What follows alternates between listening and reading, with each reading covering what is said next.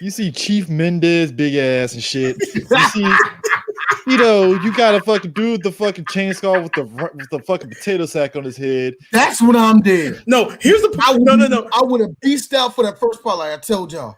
Don't worry. What the fuck is that? Check this out.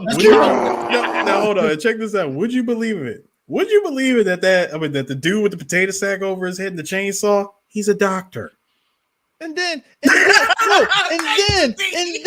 I get okay. Let's go with the scenario here. I shit you not. I'm sorry, Chris. I shit you not. He is a legit doctor. No, but then okay, you get through all the stuff in the village. You tough it out like Leon Kennedy. You get through that. Then you get to a castle. Then you gotta deal with another bunch of clown motherfuckers. One we got sights and shit. People that get it's like, what the fuck is going on? You get in the sewers. I gotta deal with fucking bugs, fucking invisible and shit. Oh, and don't forget about your horny ex-girlfriend showing up. Just showing up. Well, she shows up and saves you, but the best part about all of that, CJ, you haven't even left the village. Time out for a second here. Best part of Resident Evil 6. I know people hate that game. I like it just for the ridiculousness of the story, right? Best part. Imagine, if you will, your coworker is this chick. She's a former CIA. She's a CIA agent. She's supposed to be protecting the president and stuff. She's kind of in a mental state of breaking down. She sees her sister. It's like, oh my God, my sister. All of a sudden, the arrow goes right through her sister's head. And it's your ex-girlfriend rolling up in there with a fucking red leather jacket, fucking high heels and shit. And was like, what's going on, Leon? And it's like, God damn it, this bitch. Like, damn it. God damn it. That was Leon's face, like, Ada. God. So Ada, hi. Yeah.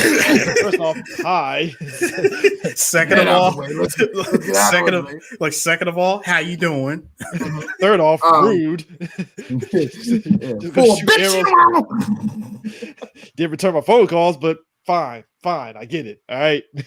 But no, like when you really think about, could a real person, one person, keep that in mind. Then let's not even factor in El Gigante. Let's put that also too. Don't even factor that. That's what. Hold on, I'm getting to that, Chris.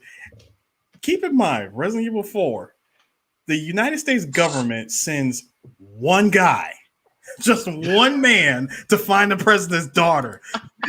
Think about that. Really think about that. With two clips and a standard issue fucking Samurai Edge. With a standard issue Samurai Edge and two clips. No, I'm sorry. And depending on hold on. And depending on what difficulty you're playing it on, you start out with 8 bullets. So you have half a clip.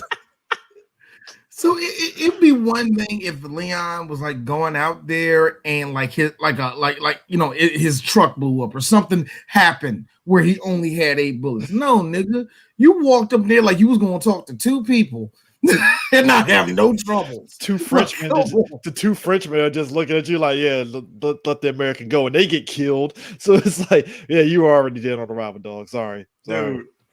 First of all, you're trying to fight off an entire village. You're fighting off an entire farm, right?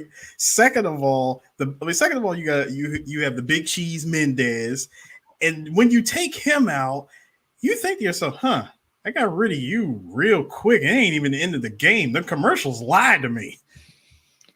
Then let's also not forget it.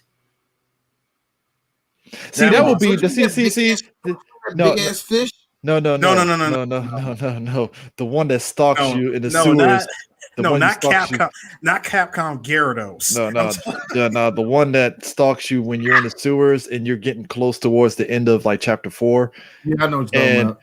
And like, see me, that's where I'm dead. I'm like, well, it's been a good ride, guys. Looks like I'm dead.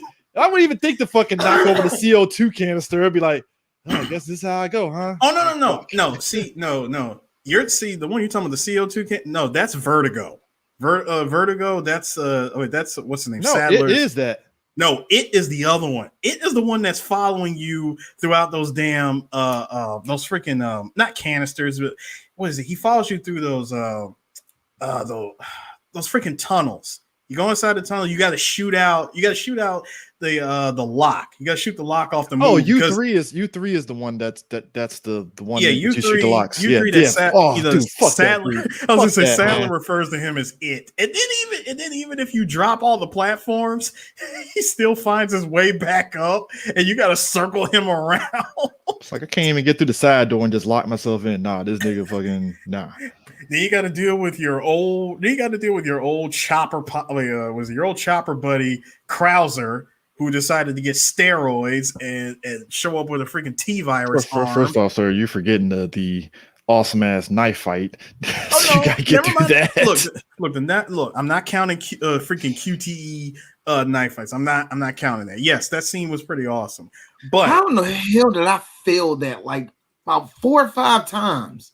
Oh, it's hilarious to watch the fails. One of the most easiest things to do, and how you be like, "Oh fuck! Come on!" Try it on professional. That's what it was.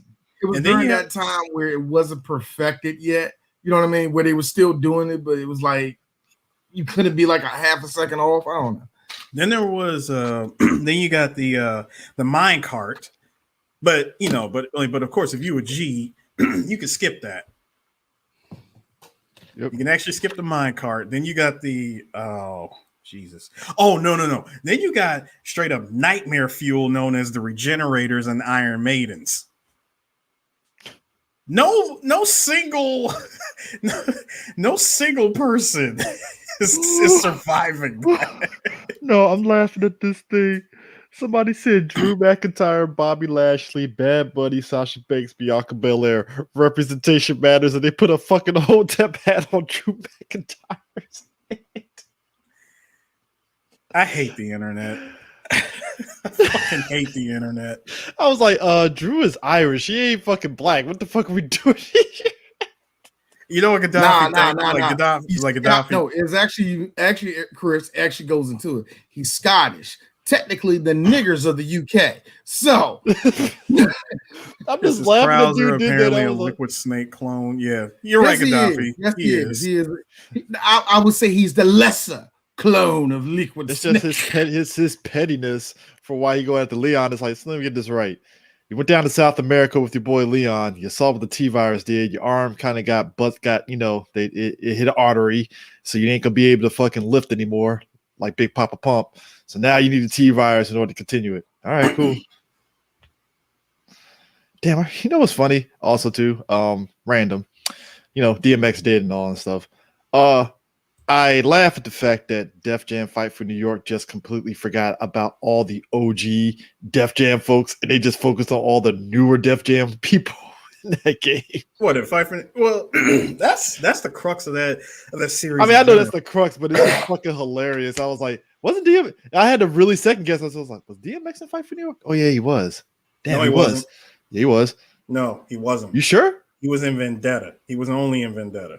Wow. Why did I think he was in Fight for New York? He wasn't in Fight for New York. They added in a whole bunch of characters. Well, the characters. There was nobody. It was no replacement for him. Yeah, there really was no replacement. It ain't like like they had somebody to replace his style or something. Yeah, DMX and Scarface wasn't in the sequel. Damn, you're right. Scarface was in the sequel. Maybe I thought Scarface was only in the second. Scarface is in the sequel. He's in the second one. So they must have changed up his look in the sequel, and I just kind of forgot. Dude, everybody's look got changed up. Everybody. Scarface was in his OG fucking ghetto boy shit with the suit and hat and stuff. So he must have been in the fucking long. Okay. Yeah, they swapped. Yeah, they swapped it because they gave the suit and hat to freaking Flavor Flav. Big ass clock, and I'm like, what the fuck, man? This was in New Jack City all of a sudden. He did the double punch. Yeah, they gave Flavor Flav drunk at boxing, which I thought was hilarious. They put him in his New Jack City attire, all white, and it just he's drunk in boxing. I'm like, I don't know, D-Mob. I think D-Mob and they put Crazy Legs in the game too. Now that I look at this, D-Mob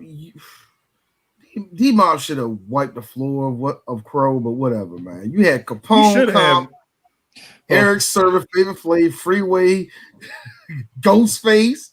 He had Henry Rollins, bro. Yeah, Henry Rollins. He had Redman and Method Man. Ice-T. I know why he lost. Memphis Bleak. Duh. Of course. Hold on. Memphis. Hold on. You got You got Memphis Bleak, and you also have like I'm Sticky. jealous. No, yeah. Thank you. Like I'm jealous for no damn reason of the new character, Sticky Fingers. I forgot about that. He was just like, man, why he here? First off, I feel that Sticky Fingers every day in real life. I'm sorry. I always like. He might be like, nice in real life. I mean, he probably is, but still. I don't believe the reformed version of him. If you see how Sticky is now, it's like. Hold up, is he doing the thing where he's wearing glasses like he's smart and stuff, and he's that kind of shit? He is. You see my face. Never mind. And by the way, Gaddafi. No, that ain't Kurt. No, by the way, Gaddafi, I fucking hate you. He said Flavor Flav in that game looking like the WB Frog. Oh, bro. He did. Yeah, actually, I got it right, Harris. For real, Kurt. Nigga, you don't believe half the. You got lucky with Blade, and you know it. Don't start that. And nobody remembers that show. Nobody remember that show. They do. They do enough to bring it up like once a month. So. I can tell you why. Crow deserved his whole empire to fall. And I forgot this dude was even in the game. OE. That's why his whole. I forgot Omar was even in the game. Well, hold on. Remember, Omar Epps actually switched. He did. Yeah, he did. Because your character had to choose between Ice-T or Omar Epps. Yep. And I always picked Ice-T, so there's that. All right, embarrassing. I'm gonna embarrass myself and say the truth. I didn't know Danny Trejo's name until he was in that game. You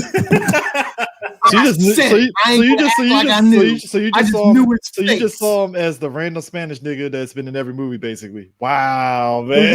The way I looked at Don Omar and my boy, I keep on forgetting. You always like the half black, half Puerto Rican dude with the afro. I know who you're talking about. No, sir, you gonna put some respect on his perfect afro, sir. It is perfect. Do not get me wrong. It's very perfect. Not him. Your boy that's always in every gang movie in LA. Not Hector. Does he always play nigga? Yeah, Hector. Yeah. Like I never knew. I didn't. Yeah, Noel G. I didn't know that nigga's name until about 2011. Like straight up, I did not know who he was, but I've been seeing you all my life. So for me with Danny Trejo, so his name Danny Trejo. Okay, I'm gonna act like I knew that all my life. Actually, it wasn't Don Omar. Fucking Tego Calderon. That's the dude. That's the dude with the perfect afro. It's like. This dude got the most perfect afro. I'm jealous, man. I am fucking jealous. Now, both Tego and Don Omar, they always show up in every Fast and Furious movie. Actually, no. They show up in every Spanish-speaking movie, too. You turn on fucking... Any Spanish-speaking movie, the both of them are or in. TV show and stuff. You turn on fucking... what the fuck is it, that channel? Universal? Is it Universal? Is it Universal? Telemundo. He pops up on there. I was like, oh yeah, it's Tego. Hey, what's going on, man? Telemundo, MTV3. Yeah. He's like, hey, it's Tego. I remember when I first turned NBC. I'm gonna say Phoenix NBC 14 Taco Fridays. I'll never forget when I turned the MTV Trust and I saw him in the commercial for that channel. Man, you better get him. I mean, shit, that dude's like the face. I remember watching Illegal Tender, and I was like, what's Tego doing in here? And I was like, oh, it's just Tego being Tego. All right, fine. I mean, he doesn't really act, if you're going to be real. No, he doesn't. He just comes in, says a whole bunch of Spanish stuff, and then move on to the next scene. It's like, I kind of understand what you're talking about, but hey, your hip-hop is great. I love it. Oh, man. Dear God. Anyways, yeah, he was in Def Jam Icon. That's when you knew that game. That game could have. You know what? I really would love to know. I felt bad for Paul Wall, man. That dude was probably excited thinking he was going to get the Fight for New York version, and it's like, oh no. I personally want to know, Chris, what went down when it came to the making. Oh, you didn't. Game? Oh, you didn't hear that dude that does the What Happened video for that. It basically came down to EA. Oh, Man Made Muscles? You did a video about that? He basically did it. It was a situation like everything with EA where that company basically tried to kind of disperse the old EA EA Sports big to EA. Yeah, games. so and they end up getting EA Chicago to take care of it, and it didn't. You get the guys that did Fight Night to do that, and I'm like, why? Fucking why? That's why. Yep, that's Because why it it was done terrible. that time, and it's still done to this day, where publishers think, well, come on, it's still the same thing. Oh, And that's what's pissing people off about Sony right now. That's not how development Sony works. is literally looking at the people that did what the fuck is the name of that game? The biker, the not Walking Dead, Days Gone. Days Gone. Yeah, right? Days Gone.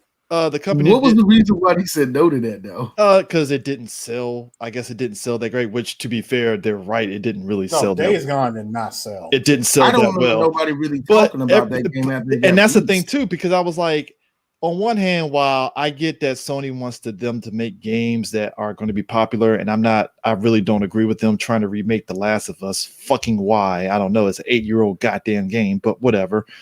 At the same time, people were like, we could have got Days Gone too. And I'm like, hey guys, did you really like Days Gone? First of all, really like Days Gone? First you of all, didn't? All right. Chris, let me tell you something.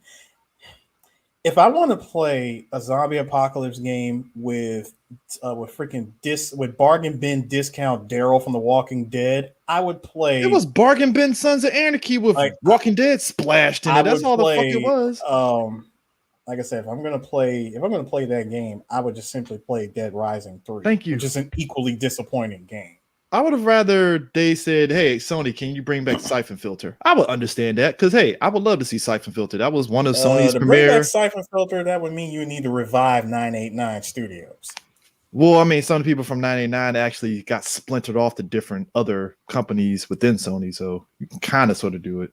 Kind of. He says, someone asked, what's the Asian version of MTV Trash? My Asian cousin said, bitch, we have our own countries. Why would we MTV actually does have like an MTV Japan or something. Yeah, they do. Like they're just in they're just in different countries.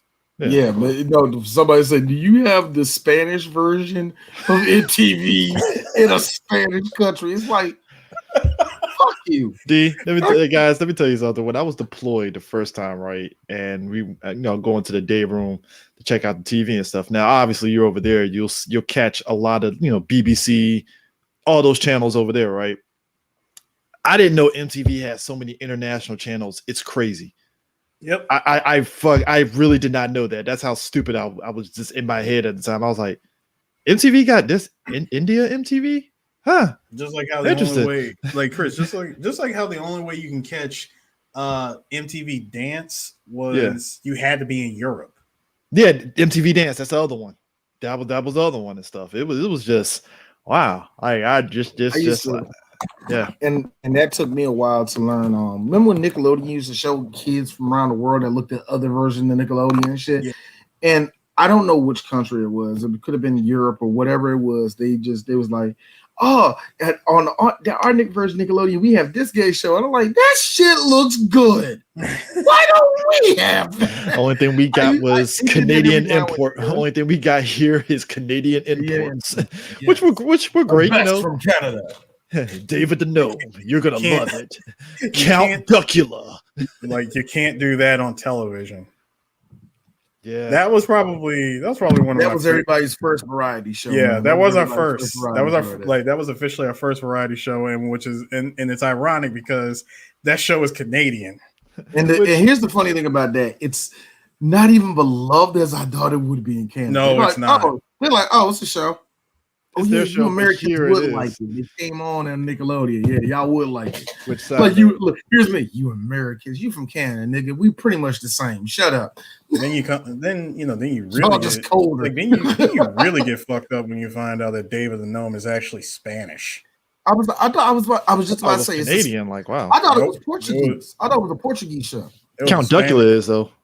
Count Duckula is Canadian. Yeah, I know that's Canadian. My dumb ass thought that fucking Daffy Duck was Count Duckula. That's how stupid I was at the time. Yeah, because when I saw that same thing, I thought, I'm like, why is Plucky on that show? Yeah, I was like, we all thought the Plucky's same thing. Like Plucky is a vampire. I was like, this is a cool little spin-off show, and it's like, nigga. Nigga. It's just that a lot of people didn't know how to make ducks look different. If it ain't Donald, it's Daffy. Take your pick. But yeah, it was actually a Spanish show. Oh no, Danger Mouse was British. Yeah, Danger Mouse is British. That's a British Count import. Dracula was British. Hmm. Mm-hmm. Yeah, Hmm. British Yeah, show. D. But yeah, D. I see why. Yeah, I see why you should definitely avoid Watership Down like the plague. Don't watch it. Don't watch it. I already seen the death clips. Oh yeah, I don't care to watch the rest of the movie. All I gotta say is, holy fuck! Why in 1978 did you think this was a good movie to just shoot viscerally? before we start though, I'm just laughing at this, right? So you look at the Def Jam icon group, right? The only returning people from the Def Jam series is Ludacris, Redman, Sean Paul, Method Man. That's it. Yeah, you want to know So something? who else is coming out again? Like check. Oh, and Fat check Joe. this So that's 5. And check this out. Check this out. So, Def Jam Icon probably had by far the smallest roster of characters. My nigga, Big Boy, Bun B, E40, Ghostface. So that's 6 people returning. Jim Jones, Kano, wow. Little John, Ludacris, Mike Jones, Paul Wall, Redman, Sean Paul, T.I., Tego, The Game, Young Jeezy, Big Herc, Boyd, Day Day, Dr. Chang, Fast Hal, Fat Joe, Greer, Johnny Nunez, Method Man, Sticky Fingers, Troy Dollar, Wheatley. That is a whack ass fucking roster right there. That roster. Whew, super weak. How is it that the also, first Def Jam game has a better roster and half of it was made up characters that actually had some character to them? That's crazy. I think really what it is. I think really what it is was 2 things. Number one, the first game showed you how much the idea was like, no, we have to get this rapper in here. We have to get this rapper in here. Mhm. The second game, because it was bigger, you knew it. Infinity War. You were almost on Infinity War. You was like a smorgasbord. By the time we got to that point, and they were starting to get people's licenses, do you remember what was going on in Def Jam at that time? There was a lot of people jumping ship, and there was probably a bunch. Jay-Z had took over at that point, didn't he? It was it was when L.A. Reid was running it at the time. Oh, okay. But I think it was actually before. I forgot. Whatever. But the point Icon came out in 07, so yeah. When 2007? Yeah, that's what I was like. You sure that wasn't when Jay kicked in? It was 2000. No. This game came out in 2007. The previous one, Fight for New York, came out in 2004, and Vendetta came out in 2003. I'm about to dip that in the nut right now. Hold on. Because I know, because at least when Def Jam Fight for New York came out, it felt like they were really taking advantage of all the different Def Jams, like Def Jam South, Def Jam North, Def Jam Reggae, or whatever the fuck the other ones were and stuff. I know Def Jam had so many branches in that company. And and from what I understood, they managed to put all of them in Fight for New York. Oh yeah, pretty much. I mean, dude, they put Bless in it. I was like, damn, Bless was all right. Hey man, okay. I'm trying to live what it means to seize the day. So L.A. Reid was there for all 3 of those games, but when L.A. Reid was leaving, around that time in 2007, I remember there was a lot of the rappers were leaving because they were changing up the whole roster at the time. They needed a younger roster.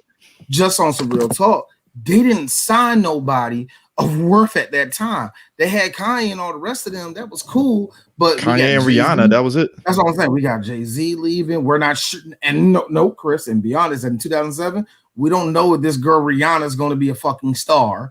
You know what I mean? Okay, you're right. So there was a lot of in and outs. They come on, nigga. They really thought it was going to be somebody else than Rihanna, man. They also thought it was going to be not Tiana Taylor.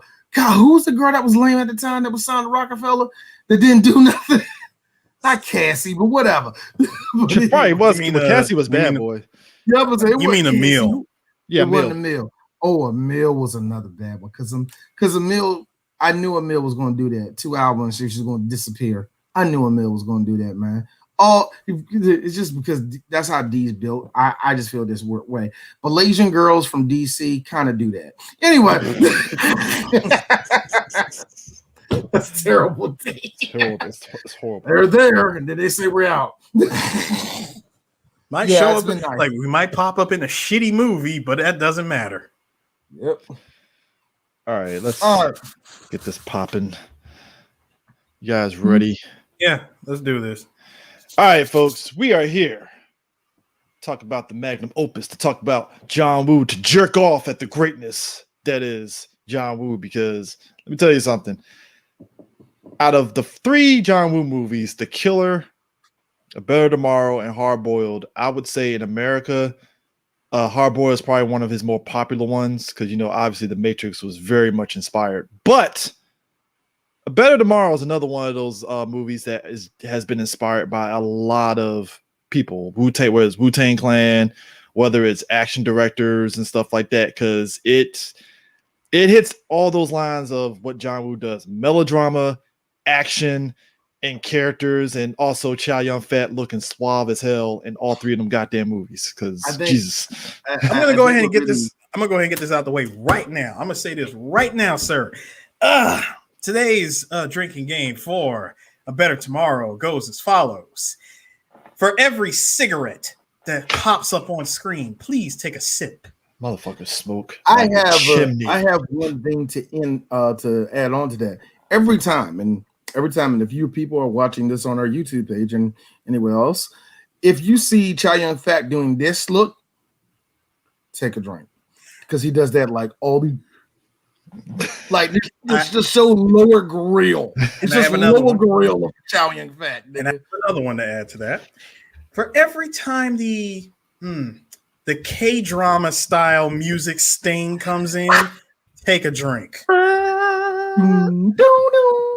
Now, this is a movie that has been remade not once, but twice. Now, was it remade in different countries, right? Or was it within the same country? So the South Korea did A Better Tomorrow in 2010. And I think in 2018 they did one that was China. Yeah, because I knew one was from Hong Kong. One was a Hong Kong movie. I knew that.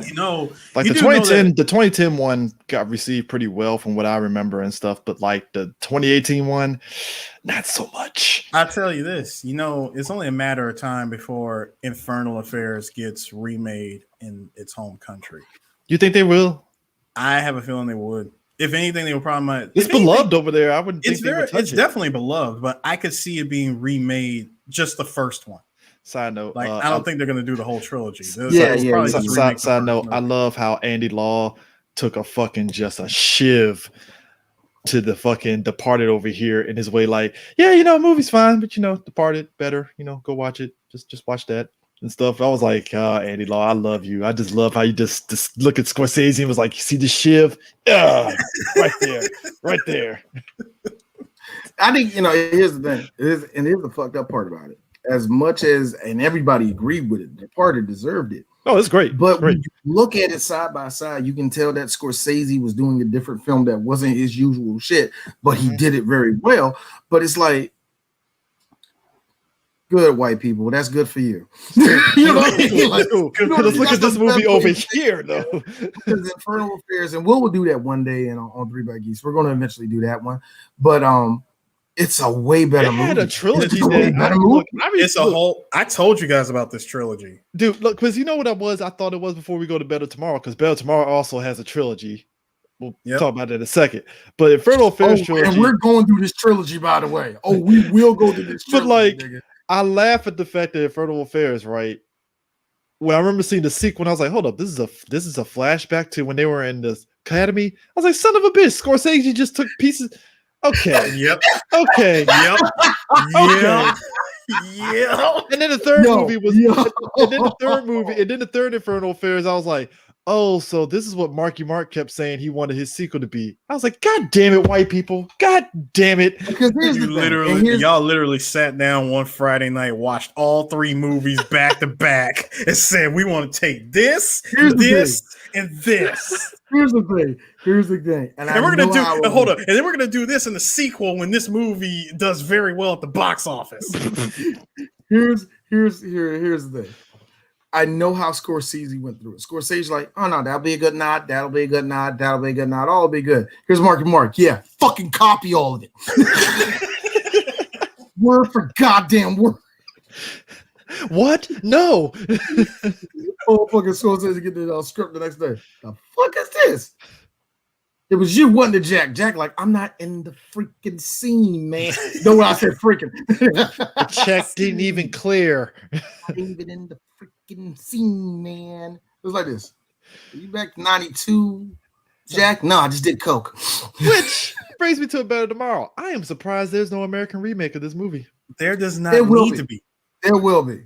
There will be. And In that's the will years be. that this movie's There been will out, I'm shocked. There will be. There will be. It doesn't need to be made. Oh, it doesn't. I honestly say this: if they were to make it, you had two times that there were two times that you could have made an American remake or whatever of A Better Tomorrow: the '90s and the early 2000s. Yeah, your window is gone at this point. That window is super gone. The only way you can do it now is that you need something equivalent to counterfeiting. And that's the problem. Anything that's not like actual paper money is going to feel like, oh, Bitcoin. Oh. I don't fucking know. Bitcoin. Look, it's like it's a better tomorrow, but it's Bitcoin and it's future. Yeah. That's how it's gonna No. Here's the best part. No, you know how you're gonna do it. You know how you're gonna do it. They're gonna hide Bitcoin and Coke. Don't ask how this is gonna work. I know Bitcoin is digital, but somehow Coke is it's associated with Bitcoin. Just like how everybody goes out and buys goddamn GPUs to mine Bitcoin.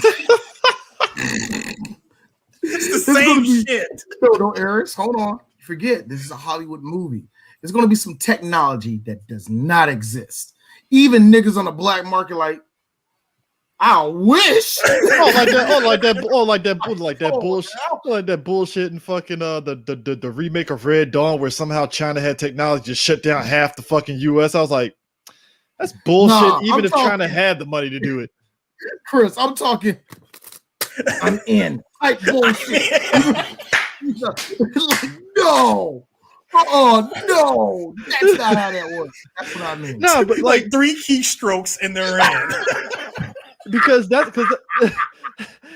Alt Tab F5. All right, there we go. We're in. No. It'd be like, okay, go ahead. Shut up. What's his favorite nursery rhyme? Spoon. Betty at the hey, if I could guess the password from King Kong vs. Godzilla, or my favorite one, oh god, what's his name? Hugh Jackman getting a blowjob while trying to hack the fucking NSA. I'm trying now. But also, nobody's gonna look smooth as hell in a duster like Chow Yun Fat. So that's nobody. Nobody. No, hold on. That's why see. Here's the thing. There's the thing about having a remake and then copying the movie. So you don't copy this movie. Number one, you do not copy this movie. You need to have your own unique style. And what Chow Yun Fat did, you gotta be real. My wife, who don't like Asian men, said, I'll date him. I would date him. There's a reason why people. Let's see where this goes, Ching Chong. Look like Angie, that was racist. I don't care.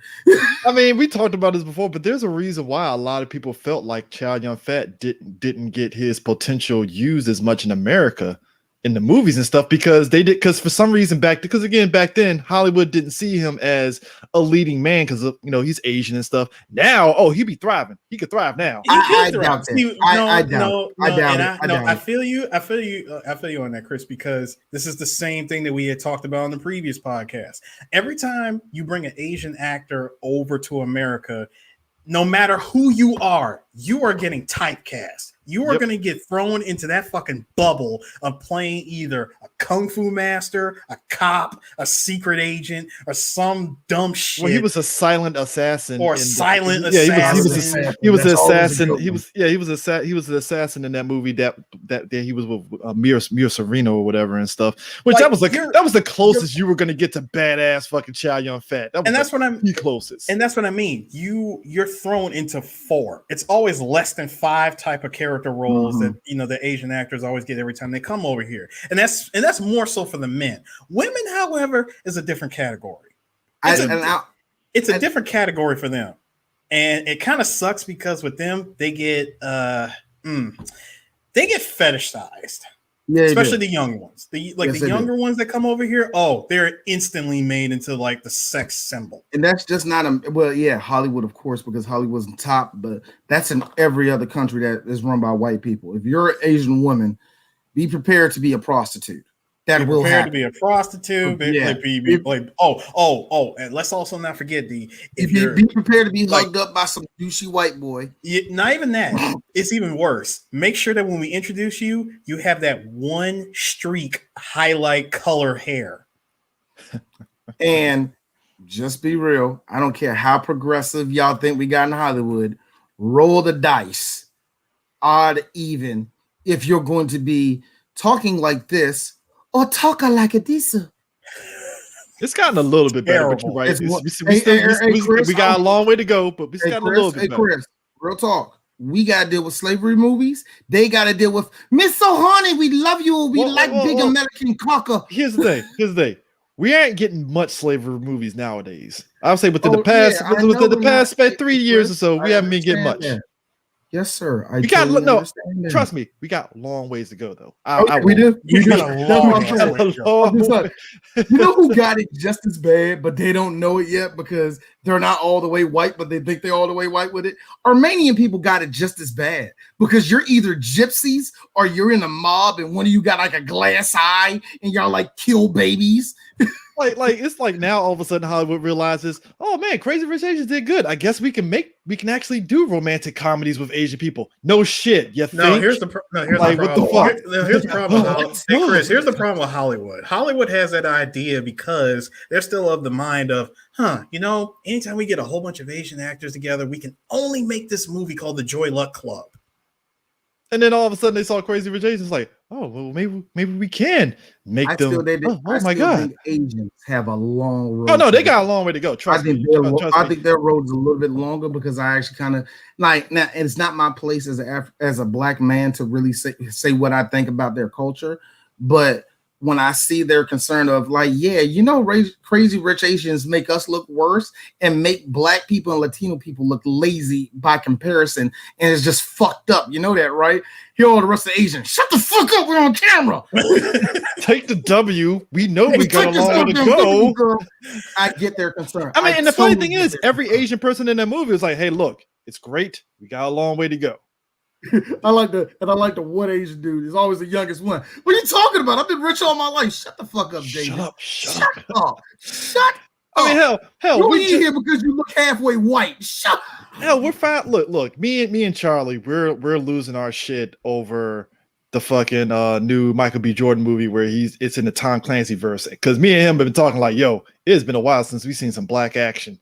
God damn it, yes, more of that. So it's like, it's I gotta be real. The Asian market has action cornered for the longest time overseas, big time, and they're going to continue to have it cornered. Oh, they are. I mean, seriously, there's a reason why our boy Donnie Yen he comes back over there like, hey, what y'all need me to do this time? All right, special ed. All right, cool. Who's ass who I got to kick this time? It's like between him and then you got Tony Jaa doing shit. And hell, he's not.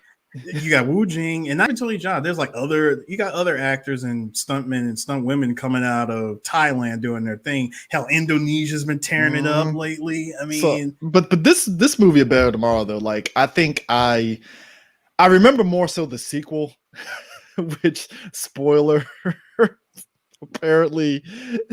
Apparently Mark has a twin brother, which I was like, that came out of nowhere in the sequel, but at the same time, it's like, fuck it, fine. Yeah, you let it go. Whatever. You let it go. You let it go. Number one, let's be real, Chris. All right, John, fine. He has a twin brother. Look, check it out. I really don't think that they were expecting to make a sequel. Because I mean, the first movie blew up big. It was huge. I mean, despite it blowing up big, the first one told such a good story that it didn't need a sequel. Well, I mean, what's funny too, because we've seen these movies. So the whole crux of it, I don't know if we're going to go in order, but like the whole crux of it is basically one brother, played by T Long. He works for the Triad and a Ho, and they basically. They run counterfeit American money. So he works for there. His brother Kit is up and coming police officer. And we've seen these in movies before here in America where it's like the brother is a police officer and the other brother's in some legal shit and they butt heads and yada yada yada, right? And I think A Better Tomorrow, I don't know if you could say it started that trope, but when I think back to American movies that do that and stuff, I just feel A Better Tomorrow does it better across the board, to kind of show the nuance of what it means to be like brothers, but you're on different spectrums of the law, kind of thing, so that's how I took it, at least, and stuff. And because it's like I think was it We Own the Night. Like yeah, that was We a Own the movie. Night. That's another one. That's one that was kind of that had that same trope, but I just felt like it didn't really hit as hard as A Better Tomorrow. That's just me. Maybe it's a bias. I don't know, but that's just me. But like the whole structure of it is just funny because Kit, he truly is trying to be the best cop that he could be, right? And it's just kind of funny that his dad, he gets killed by fucking the RoboCop, by the Terminator that rolls up to the house. Folks, like, okay, so the guy rolls up into their dad's place, right? He tells him, "Hey, your son, he fucked up on the deal. You need to come with us." And I'm like, wow, this guy's pretty reasonable. And the dad is like, no, I'm not coming. What the hell I gotta come with you for? First of all, Chris, when you're trying to disarm Chinese Kurtwood Smith, only thing that was missing was bitches leave. That's all that was missing. Bitches leave. Gone. Done. Like, nah, bro. Yo, I'm sorry. You got Chinese clearance coming in. Man. Like, he came in there and He rolled in on a mission. My man had on, again, everybody has on a duster. What was it about 1986? Everybody rocking dusters in like I'm gonna say it once, I'm gonna say it again. Hold on, everybody rocking dusters in 90-degree weather. In casual, either dusters in suits or in casual wear. My tall black ass can't even. I don't look right in a duster. I look like a salary man in a duster. I don't like this shit. It's annoying as hell. It really is. Chris, you have two options: either A, look like Slender Man, or B, that's fucked up, bro. So you have no choice but to wear. Dude, I wore a duster too. You have no choice but to wear polos, yeah. I wore a duster. Can't wear plaid because that makes you look like an herb off the break. That kills the wardrobe. I wore a duster to a funeral. And in my head, I was thinking, "Oh, it's a duster. It looks nice. I'm looking good." I looked at myself in the mirror. I was like, "I look like a fucking salary man in DC. What am I doing with my life right now? What am I doing? Why am I doing?" Because in your head, you're thinking, "Oh man, I'm gonna look badass like Chow Yun-Fat," and I'm like, "It's not the same." Nah, man. You gotta have the right shoulders and all that to look like Chow Yun-Fat. Also, be Asian. That can help too. That could. Speaking of which, like this is actually another Asian movie I want to bring up. And it's the only one time we would ever see this actor dressed like this. And I never noticed, and I did not notice it until I watched this movie. Remember when we all saw Contract Killer, aka Hitman? Yeah. There was a scene when Jet Li was like trying on different clothes, and one of them was a nod to A Better Tomorrow. He was dressed like Chow Yun-Fat. He had on a whole ass duster. Yeah. And I looked at him and I said, yo, Jet Li actually looked pretty good with that duster. You know what, Chris? I put it to you this way: a duster is like a fedora. It don't look good on everybody. You know what I mean? Yeah, fedora's not for me. I tried that one time. I was like, nope. Chris, you wear a fedora. If you wear a fedora, Chris, you look like a nice guy.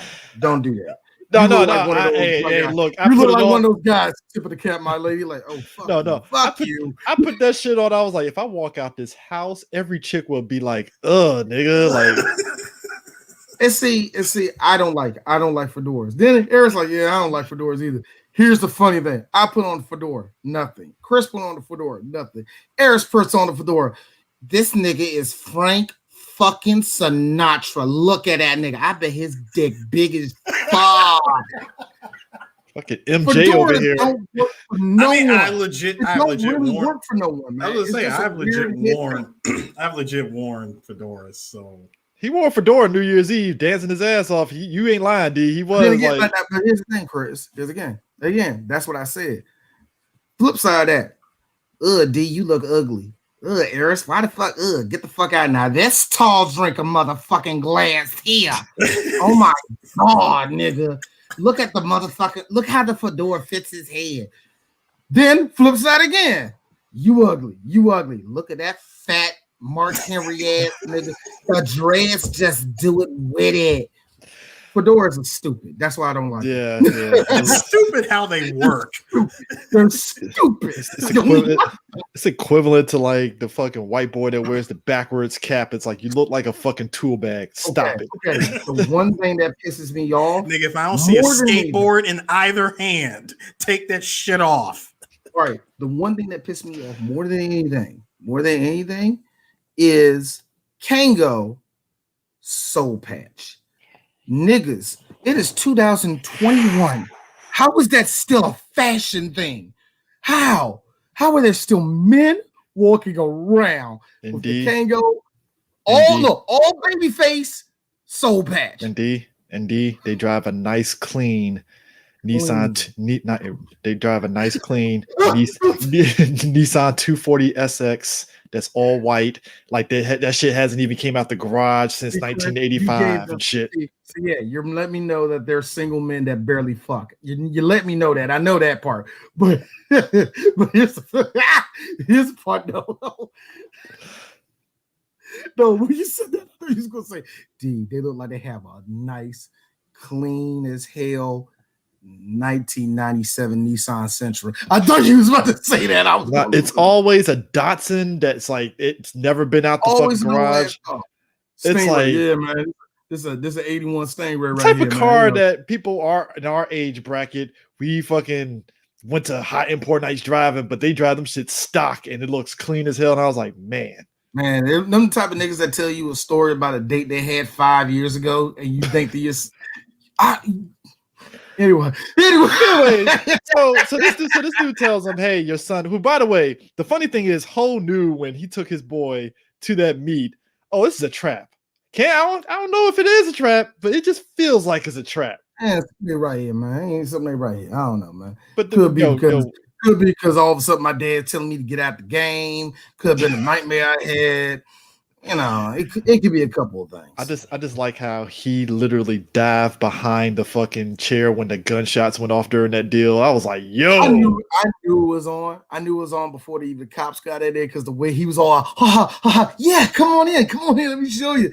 He was all doing that shit. I was like, oh, boy. This dude's a little too happy to do this deal. So, because after that deal, Ho and his boy, they end up running out into the fields and stuff, and the police they really got a hard on for criminals and stuff because they got the dogs, the police choppers, and everything looking for their ass. I think when you're doing counterfeiting and you're in Taiwan, and at the time that's when it was owned by that was under Chinese, under Chinese rule, but doing counterfeit bills in Taiwan at that time, I think it was, of course, counterfeiting is always serious, but China don't play that shit. Hey, look, man, did you love how at the beginning though, when they had to counterfeit US bills and they meet those Americans in the building?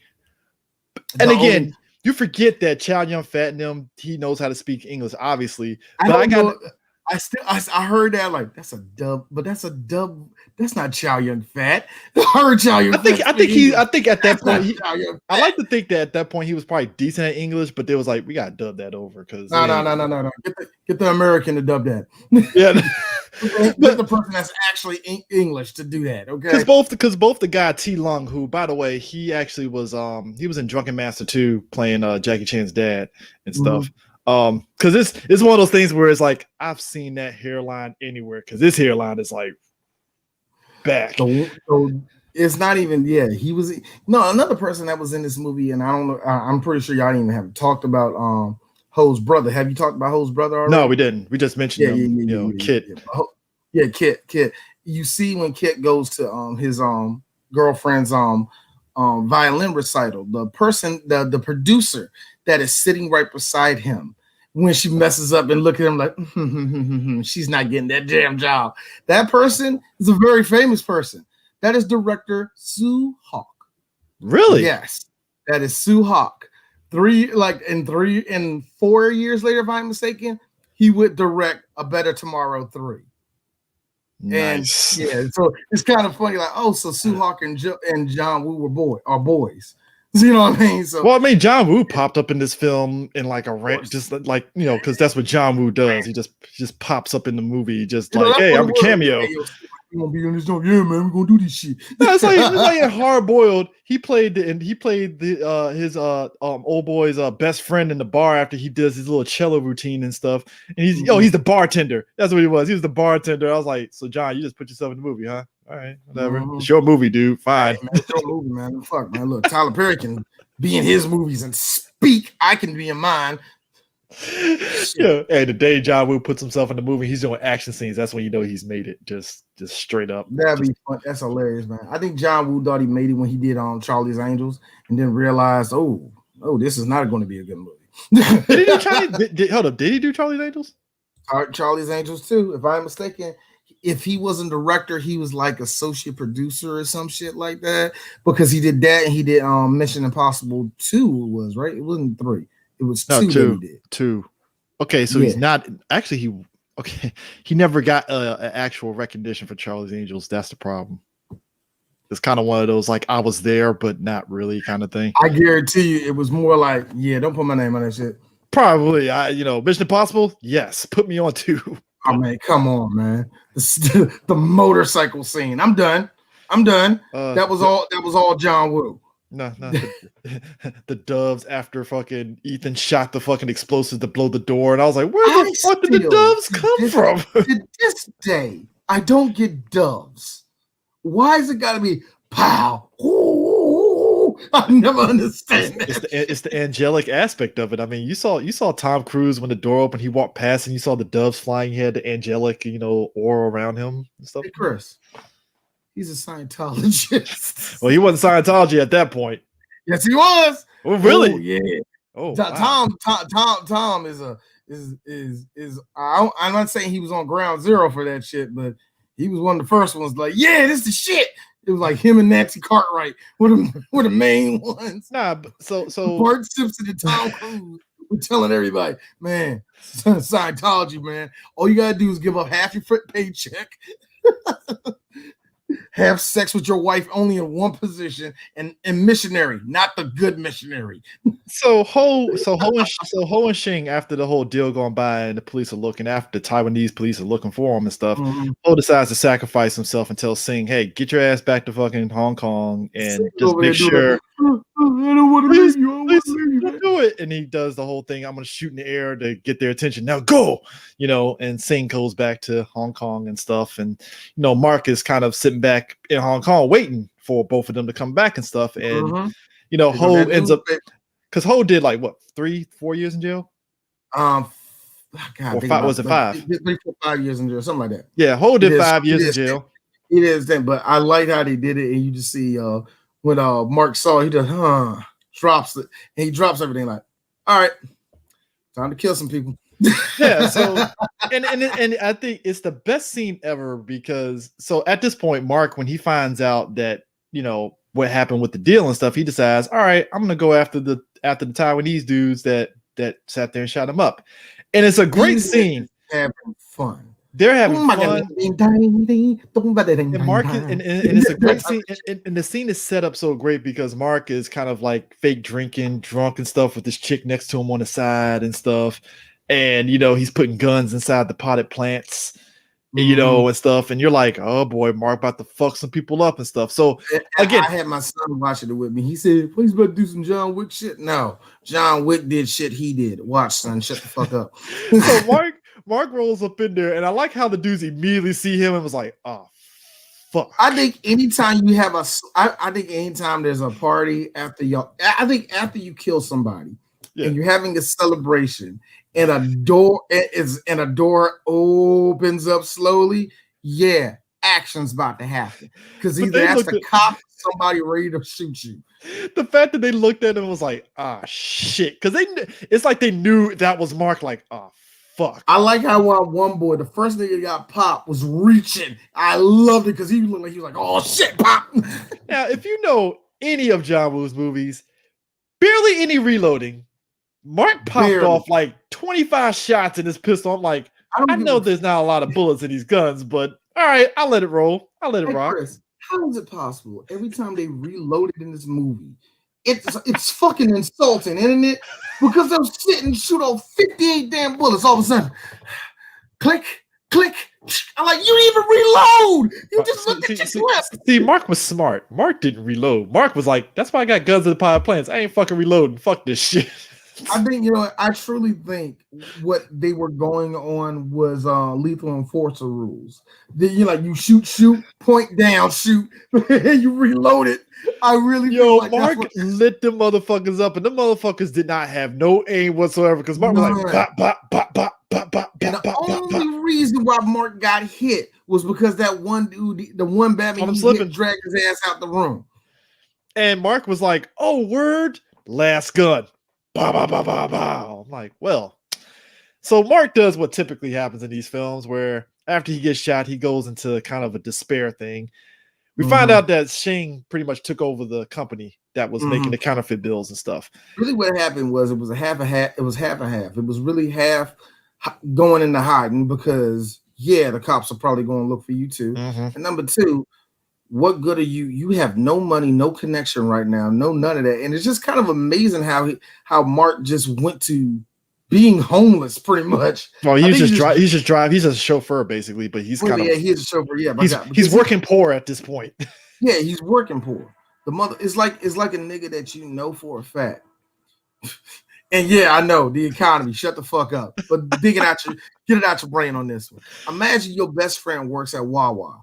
And imagine 3 days later, he's working as a janitor for this one, not even a good janitor, just like you are picking up horse shit. It's like, you're that type of janitor. Were you the manager? Nah, man, it's that type of world, bro. Were you the manager of a Wawa? It was pretty thriving. What happened, man? Oh man, it was all right at the Wawa. No, man, some shit went down.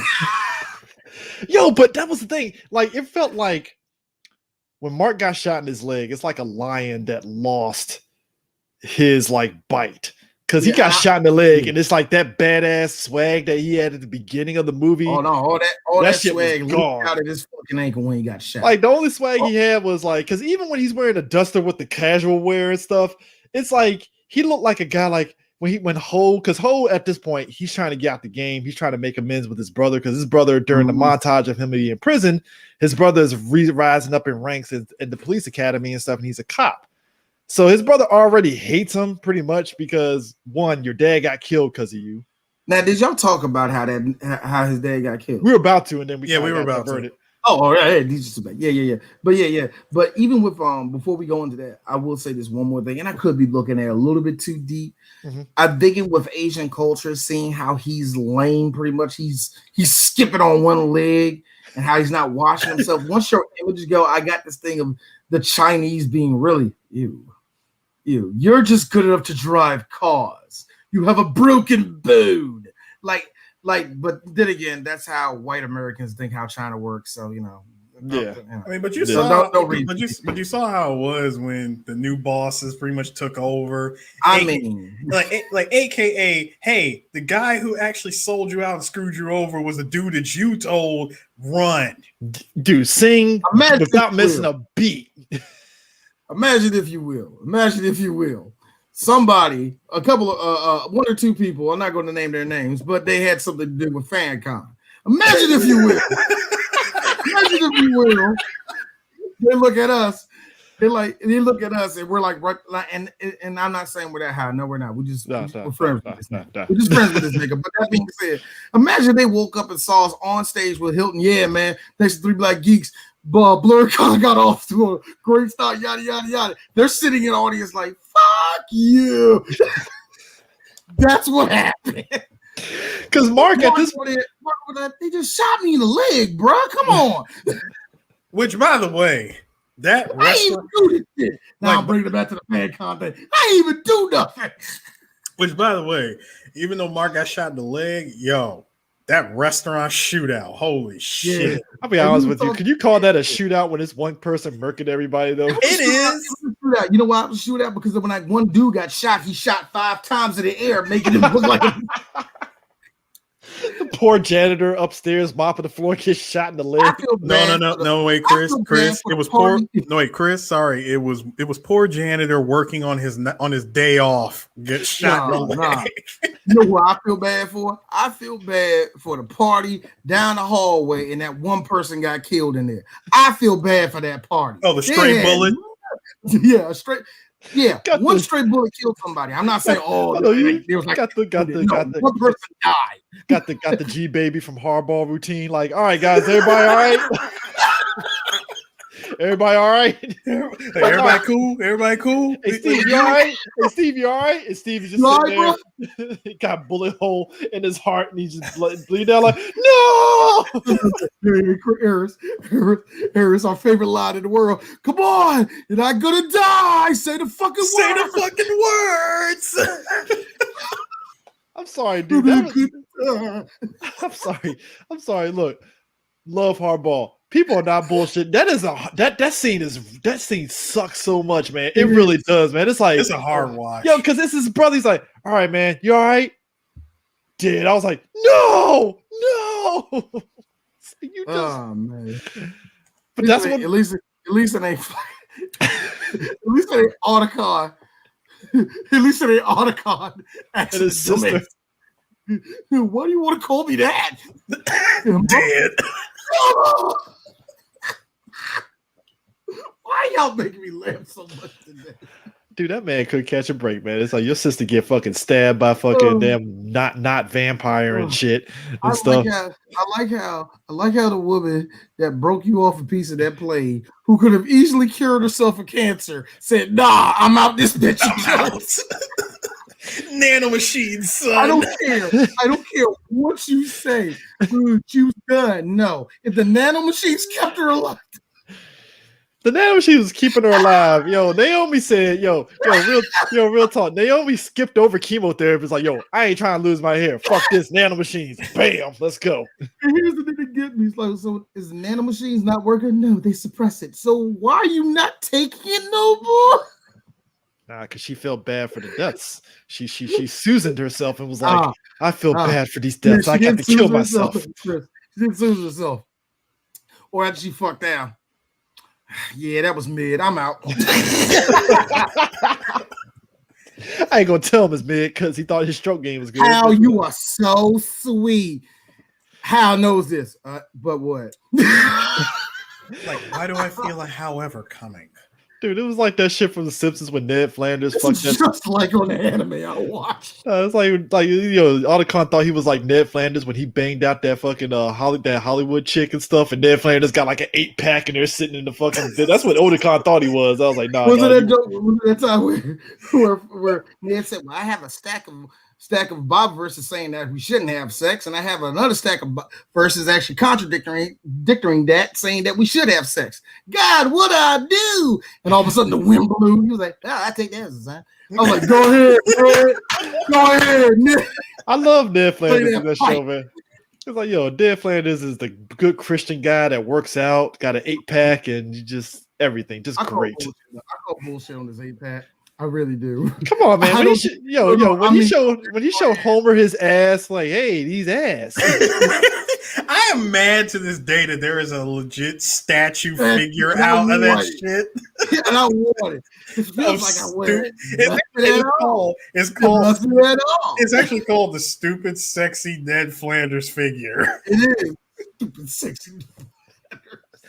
No, but seriously though, like I said, Mark just looked like a lost lion that lost his edge. Because when Ho is talking to Shane to try to get back into the gang, and Ho was just because Ho the whole time he's literally just like, I want to go in, but I don't want to go in and stuff. So when he comes out that meeting the first time, James passed me. Plus the nigga I work for at the cab station, he like, nah, don't ruin your life. So I got somebody positive in my life again. You know what I mean? Oh, and also Shane tried to talk cash shit, and the Ho had to pull him off to the side. Like, look, nigga, you're not gonna bring up, bro. When he pulled him, did you like the fact that he pulled him into the conference room? Like, yeah, he pulled him into the conference room. Hey, look, let me talk to you real quick. What you're not about to do. And I always love, and it's one thing I like about some movies where they use the sound effects, where it's obviously a Foley guy like hitting the ground to make sound effects. Yeah. I love their sound effects when somebody's walking. So all you heard was like footsteps, like plop, plop, plop, plop, plop, plop, plop, plop. What the fuck you doing, man? My man's like, 3 years Yeah, I could have fire. in 3 years that I spent in prison, I could have snitched your ass out, and But I didn't. I thought that meant something. Apparently it don't. And look, I mean, you really think DMX Harris used to be my dog. You was in my right titty. Scream right die. Thought you would die from me. Found out you a bitch. You wouldn't even die. I mean, first of all, he let him go. Talking about, I don't want to implicate nobody else. Cool. What you could have did was you could have took care of him. You could have took care of his crew. Could have did something. Because that's the thing. That's Hole's thing. Hole's whole thing is basically take care of your family. That's his mantra. Take care of the family, and it's just everything went to shit, which is why shit. I tell you why. Because me and Chris had to do this to Eris. Eris, that's the new guy. If he's a new guy, you know what I did, nigga? Back in the day, you say, "Yo, Eris, chill, man, chill, bring it over here." See, you shouting at that nigga, he gonna turn on all three of us. Yo, but did you like how for me, that's where it started. When Mark started busting his balls, at that point, he was like, I don't like y'all niggas like that. So it's me time. I mean, first of all, I'm sorry, Chris. The level of disrespect when Sing shows up, right? Oh, you saw this nigga pull out the money and toss that shit on the ground for like after he washed his windows. Like, I was like, the disrespect. No, when Hole came out that conference room, right? Mark was thinking, okay, maybe we're back in, and Mo was like, nah, we're not in, dog. Fuck this. It was just a look of defeat on fucking Mark's face, like, oh man. Mark sitting over this with a cigarette. Like, I remember the day we used to be on all these Linux computers, fucking up currency and shit. Not anymore. It's like I can't get rain.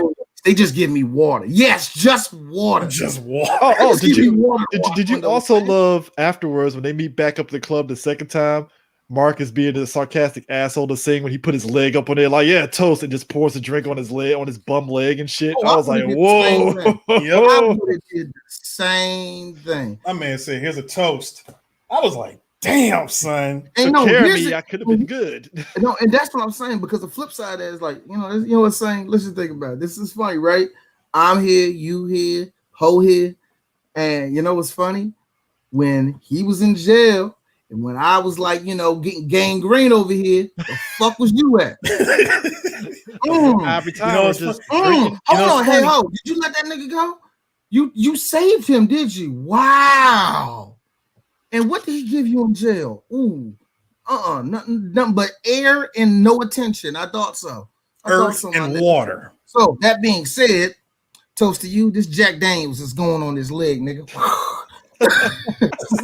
Like, let me tell you something. He let you go. You rise up.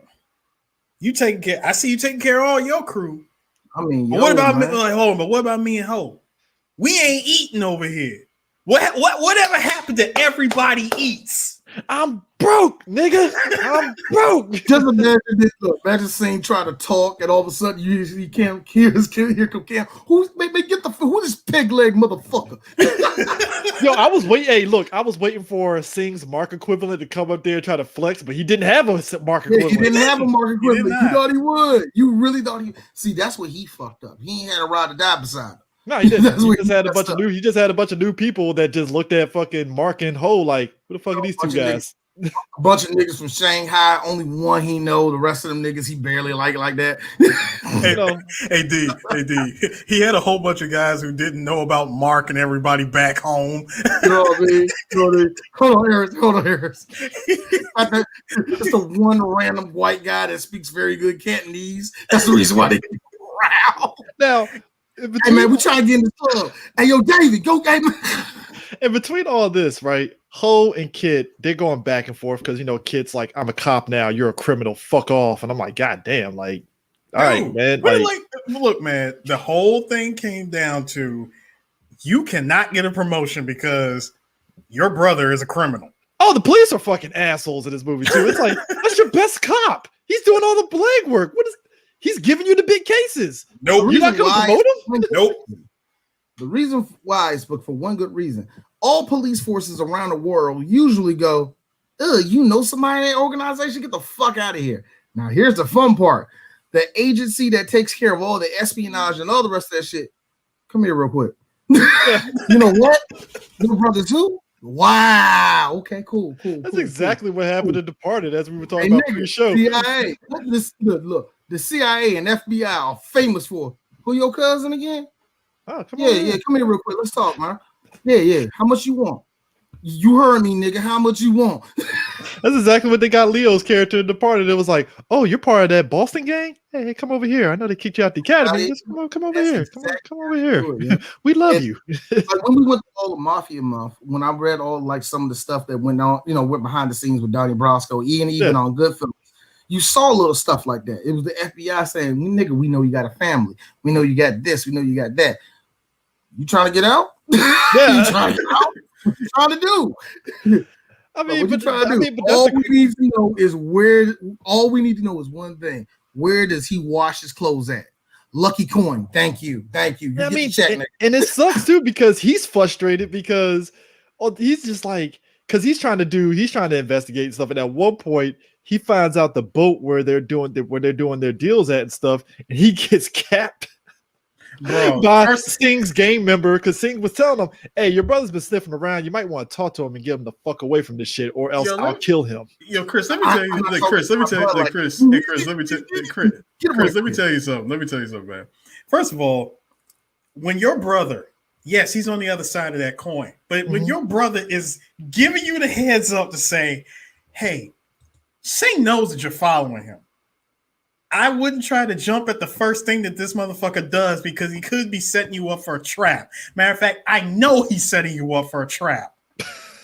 Yep. And what do? You follow this nigga, run out to a freaking boatyard. Got shot in his arm. And matter of fact, that was his ride or die. The dude that shot him, that was Sting's ride or die. He has the silent ride or die. I mean, look. I sat there and saw that shit. I was like, and he had to go into surgery, and I was like, man. He goes into surgery. Girlfriend comes in, trying to convince him to, like, can you please, like, talk to him? Like, look, I've tried. My brother wants nothing to do with me. What do you want me to do? Mm-hmm. I mean, man, and the fact that like, the fact that she hit him with the freaking Dominic Toretto. Like, you don't give up on family. Well, we also have to talk about the setup for that because I like how, number one, Kit is such a great cop that he's ignoring his girlfriend a little bit to where she comes in there. Number one, it's your girl's birthday. Put the fucking paper down and go give her a kiss or something. God damn it, dude. Come on. Like, she bring out the birthday cake. And look, I thought it was very sweet of her how she was like, "Oh, he ain't paying attention. Shut the light off." I was like, "That's some shit girlfriends do. Girlfriends will do some dumb shit like that." She went straight to the circuit breaker and shut all the power off. And what does he do? Grab a little desk lamp, put it next to the freaking typewriter, and kept it moving. Like, sir, did you not get the hint? Just go over there and wish her a happy goddamn birthday. Eat the cake, and then she'll let you go back to your work. Just do that. That's all she wanted. That's all she wants. He couldn't even do that. But what did she do? She runs over to him and like, "You really gonna sit here and act like you don't recognize that it's my birthday?" Like, no, nugget, eat this goddamn cake, smile. But what does he do? He actually he was like, "You forgot my birthday. Like, you've been so obsessed with trying to be a cop and yada yada. You forgot my birthday." And he pulls out the freaking box. "Happy birthday. Now I got work to do." Dude, Kid fucked up. That only works if you fuck her and then say, "Hey, I'm gonna get back to work." At that point, it's like, all right, she's fine, she's satisfied for now. But you just gave her a box of a present and think that's enough. I'm like, that's not enough if you're gonna do all that, man. Sorry, that just doesn't work. When she says, "Look, we're gonna do everything that I want for my birthday. You are not allowed to get angry on my birthday." Okay. Here's me. No, here's me. All right, stop. Everybody get your stopwatches. Like, how long does it take for this motherfucker to get pissed? Dude. Fucking hoe shows up. Knock on the door. He's like, "Oh, I get it." Holds at the door. And she's like, "All right, don't be mad." I like, when you start, here's the thing. History dictates. When you tell somebody, "Don't be mad," you already know the person's going to get mad. They're going to get mad. As soon as Kid saw his brother, he immediately was like, all of a sudden, this cake doesn't taste so good. I'm done. just walks off. Dude, the fact that she offered Ho a piece of cake. I mean, and he told him, and then he sits there and has the audacity to tell her, "Don't give him the cake." And I was like, "But dude, it's not your birthday, so you don't really have much of a right to tell her that." Dude, you know damn well he was gonna scream that shit like, "Don't give him the cake." I'm like, God. I mean, again, I get it because your dad got killed, and you blame indirectly. Indirectly, I totally understand. Like, we're ducking and dodging this shit. Number one. How the hell this dude, the Terminator assassin, just rolls in there and goes from calm and collected to, you know what, old man, since you want to get on my back and want to punch shit out of me, you gotta die. Yeah, just straight up. I mean, look, he told him, come along with me quietly. There won't be any issues. You decide to punch me in the back of the head, we got issues now. This dude got stabbed in the back. He got beat up every which way and still kept going. And like, kid, clearly this guy is smaller than this guy because his punches clearly the different weight class. Clearly the different weight class, bro. Kid's punches wasn't doing shit to this dude. He punched this dude like 5 times in the face. This dude was eating punches like, what's that? Like, what? What's this? What am I getting attacked by? My nigga was eating Kit's punches like it was just Cheerios. Like, what are you doing, guy? Like, come on. I know it's your dad, but like, I'm sorry. Like, I'm sorry. Is there a fly in here or something? Like, what is this? They keep saying that Kit's a badass officer. I don't believe any of it. He looks like he can't hurt nobody to me. He tries his best. He's like, no, he's the Rudy of this movie. He's the Rudy of this movie. You know that scene where Rudy was trying to go against a defensive tackle and got popped and shit? That's the guy, and that's him in this scene. We already talked about how Rudy went. Hey, I really want to play for this team. No. Credits. Nah, apparently the coach of the Notre Dame team was like, this kid got guts. Let him on the team. I'm like, this kid would get killed on any fucking college team. What are we doing here? And guess what? That'll be on your hands, sir. Your hands. It's just so funny, man. I was watching American Dad, and that nigga ran on the football field. He's like, holy crap, you guys are huge. Like, I tell that to everybody. I'm used to it, but I tell that to normal people. Have you ever been beside somebody that played in the NBA before? Have you ever been beside an athlete, not a nigga in high school, an athlete? I'll just say this. Oh, why does your muscle definition look like a gazelle? What the hell? Here's the crazy part, right? I have stood next to Juan Dixon. I'm slightly taller than Juan Dixon. Look at that humble brag. But at the same time, I've passed by a LeBron James when he played in Washington, right? When Cleveland was playing in Washington. LeBron about 6'5", slightly taller than me. That nigga is a fucking monster. He's 6'8", actually. He is 6'8", almost 300 pounds. This nigga's a monster. It's a freaking nature, isn't he? I stood next. Hold on. I take it a step further. No, this is even better step. CJ, 2016 Comic-Con. Chris is taller than Sheamus. No, sir. Correction. Me and Sheamus are the same height. Sheamus is just built like a fucking brick house. Yes. All right. Better example. We go that example. Awesome. But I'm sorry, D. I've said it before and I'll say it again, CJ. You too tall, and I don't like that. It's fun part. Now we overlook Awesome Con. Me and Chris take a picture with New Day. We love that picture. Me and Chris love that picture. Love it. How am I the same height as Big E? Are you fucking kidding? No. All of us, we all took a picture because I was standing next to Austin, and me and Austin. No. This is Awesome Con. You were still in Japan. No, but we saw him. No, sorry, I saw Austin. But no. But yeah. What I'm talking about. Yeah. I'm talking about Austin. I'm looking at Austin. I was like, X, you're the same height as Eris, and you got boots on. Yo, whoa. Kofi's about a smidget taller than me, and I'm like, I'm 5'9.5". Yo, Vince is lying about all three of y'all. Kofi 5'11" on a good day. But that being said, yeah, Kofi's like 5'11". Because nigga, you saw we're almost like the same height. All three of us. So I'm looking at that. I'm looking at Chris towers all three of them, which is funny. But it's like Biggie, me, Kofi, Chris, Xavier. So it's kind of funny. I know what you're talking about. the only people I've ever seen that were their height and they were their height were basketball players, man. Yeah. And because I used to always get closer to seats. Actually, you know what, Eris, you would know this. Gilbert Arenas is about the most normal height, normal build you will get out of a basketball player. You know how big he was, you know. That's about as normal as you get. Everybody else is like towers. I want to say this though. That assassin was on some Duke Togo levels of huge. I'm mad that number one, he was too big to do the job, but he was the perfect person to do the job. Hey, he snuck in that house like a fucking ninja, quietly as shit. Didn't even just boom, boom. Do. Now, granted, maybe it's because old girl had the fucking them bomb ass Sony headphones on while she was listening to her cassette tape. That's but bullshit, man. The second she heard like a clink, she should have heard that. Them earphones don't cover up nothing. This is true. This is the only way those earphones make you really block out sound is when you're into the music. That's the only way it starts. But like this dude got stabbed in the back, took a fucking glass over the head. I was like, this dude is just eating everything. I'm like, what in the world? I just like how my girl got the drop on this dude twice, and he just straight up. Oh my god! Girl had got her ass kicked through this whole movie. Dude, he backhanded the shit out of her. Backhanded. I like how she got up, thought she was gonna do that. He just pushes her to the side. Doesn't even try to do it. Dog, and then just the fact that when the dad dies, his last words is "Forgive your brother." Forgive him, bro.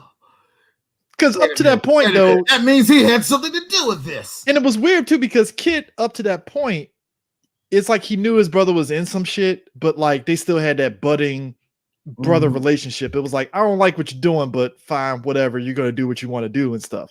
And the thing of it is, Ho actually supported Kit becoming a cop. He didn't even begrudge him and stuff. You know, because most movies would be like, "Ugh, you're gonna be a cop? Ugh, get out of my face." It's like, no. He's like, "Hey, be a cop, dude. Do what you want." You know. And the dad was clearly proud of both of them. Yeah, and the dad clearly was proud of both of them in a way and stuff. It was like, yeah, I know my son is in some illegal shit, whatever. Fine. You know, it's counterfeit money. So whatever. What? I'm gonna give this nigga a PlayStation for Christmas. You ain't even stop. It's like, what you gonna do? But it's just when he said when his last words is "forgive your brother" and stuff, I was like, oh, okay, yeah. Now it's time for me to have an unhealthy vendetta against my own brother for the next 15 years. or at least the remainder of this movie.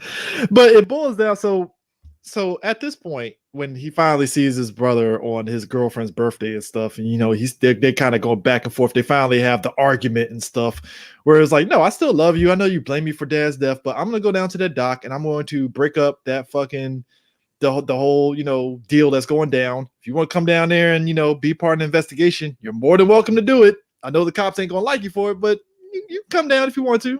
It's up to you. I like how they told his ass. No. But no.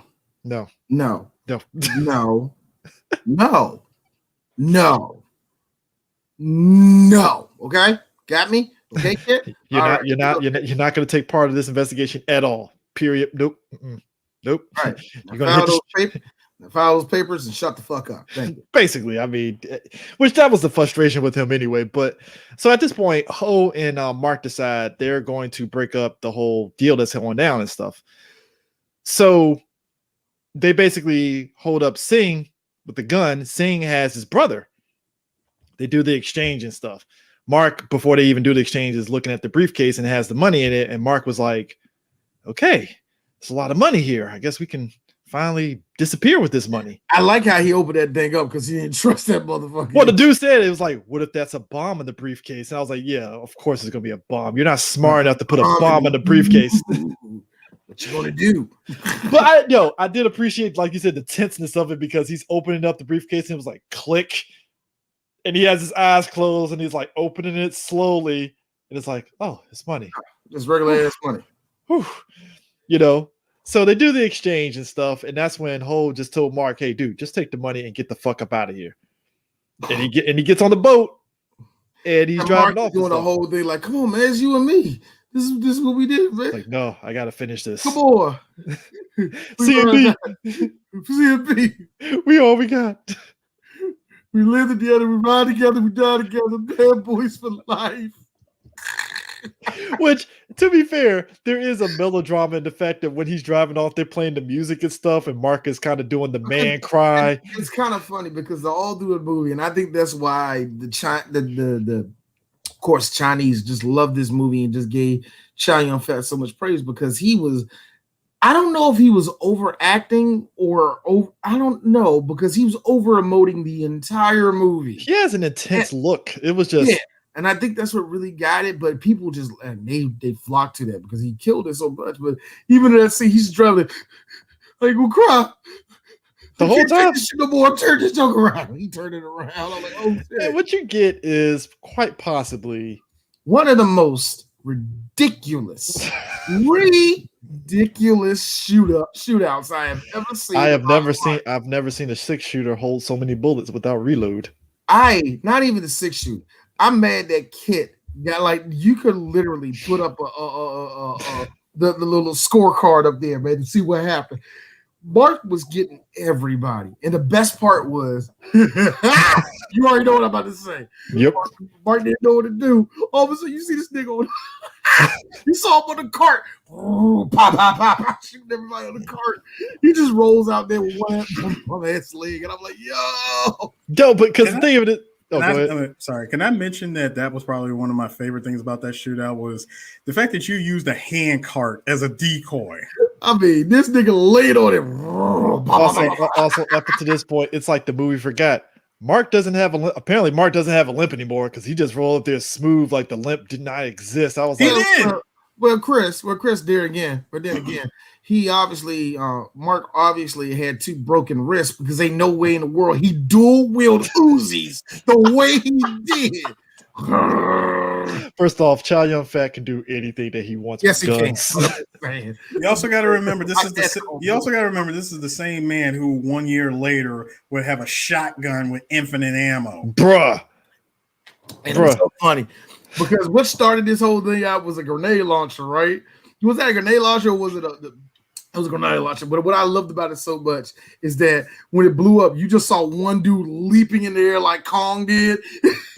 Hey, listen, I would say when Kong got out the it was the same shot, just jumping out. And I liked it because they showed that thing, blow up in slow motion, all that.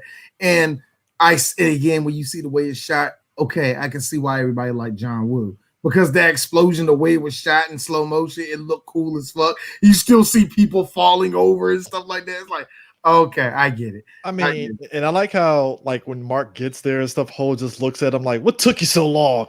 And he just pulls out his pistol and was like, here's a gun. You're welcome. And the smile on his face, though. The smile on his face. And then I like how both of them looked at Kit. So Kit, what you gonna do, nigga? You gonna join in or what? All right, let's do this. And it's a great fight. The shootout is great. I mean, they accurate as hell, man. Some of them shots bullshit. Actually, you say some? You say some, D? Hold on, sir. I'm gonna throw out one scene for you. Chow Yun-fat with the Uzi.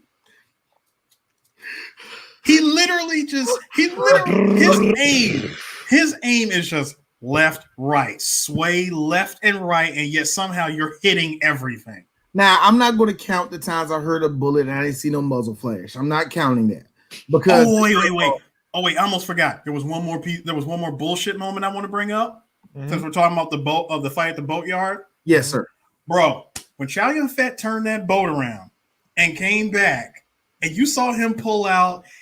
I think, what was it? A shotgun. Apparently, it's a sniper rifle because it hits something. First off, sir, it's Halo 1 rules where the shotgun was a sniper rifle.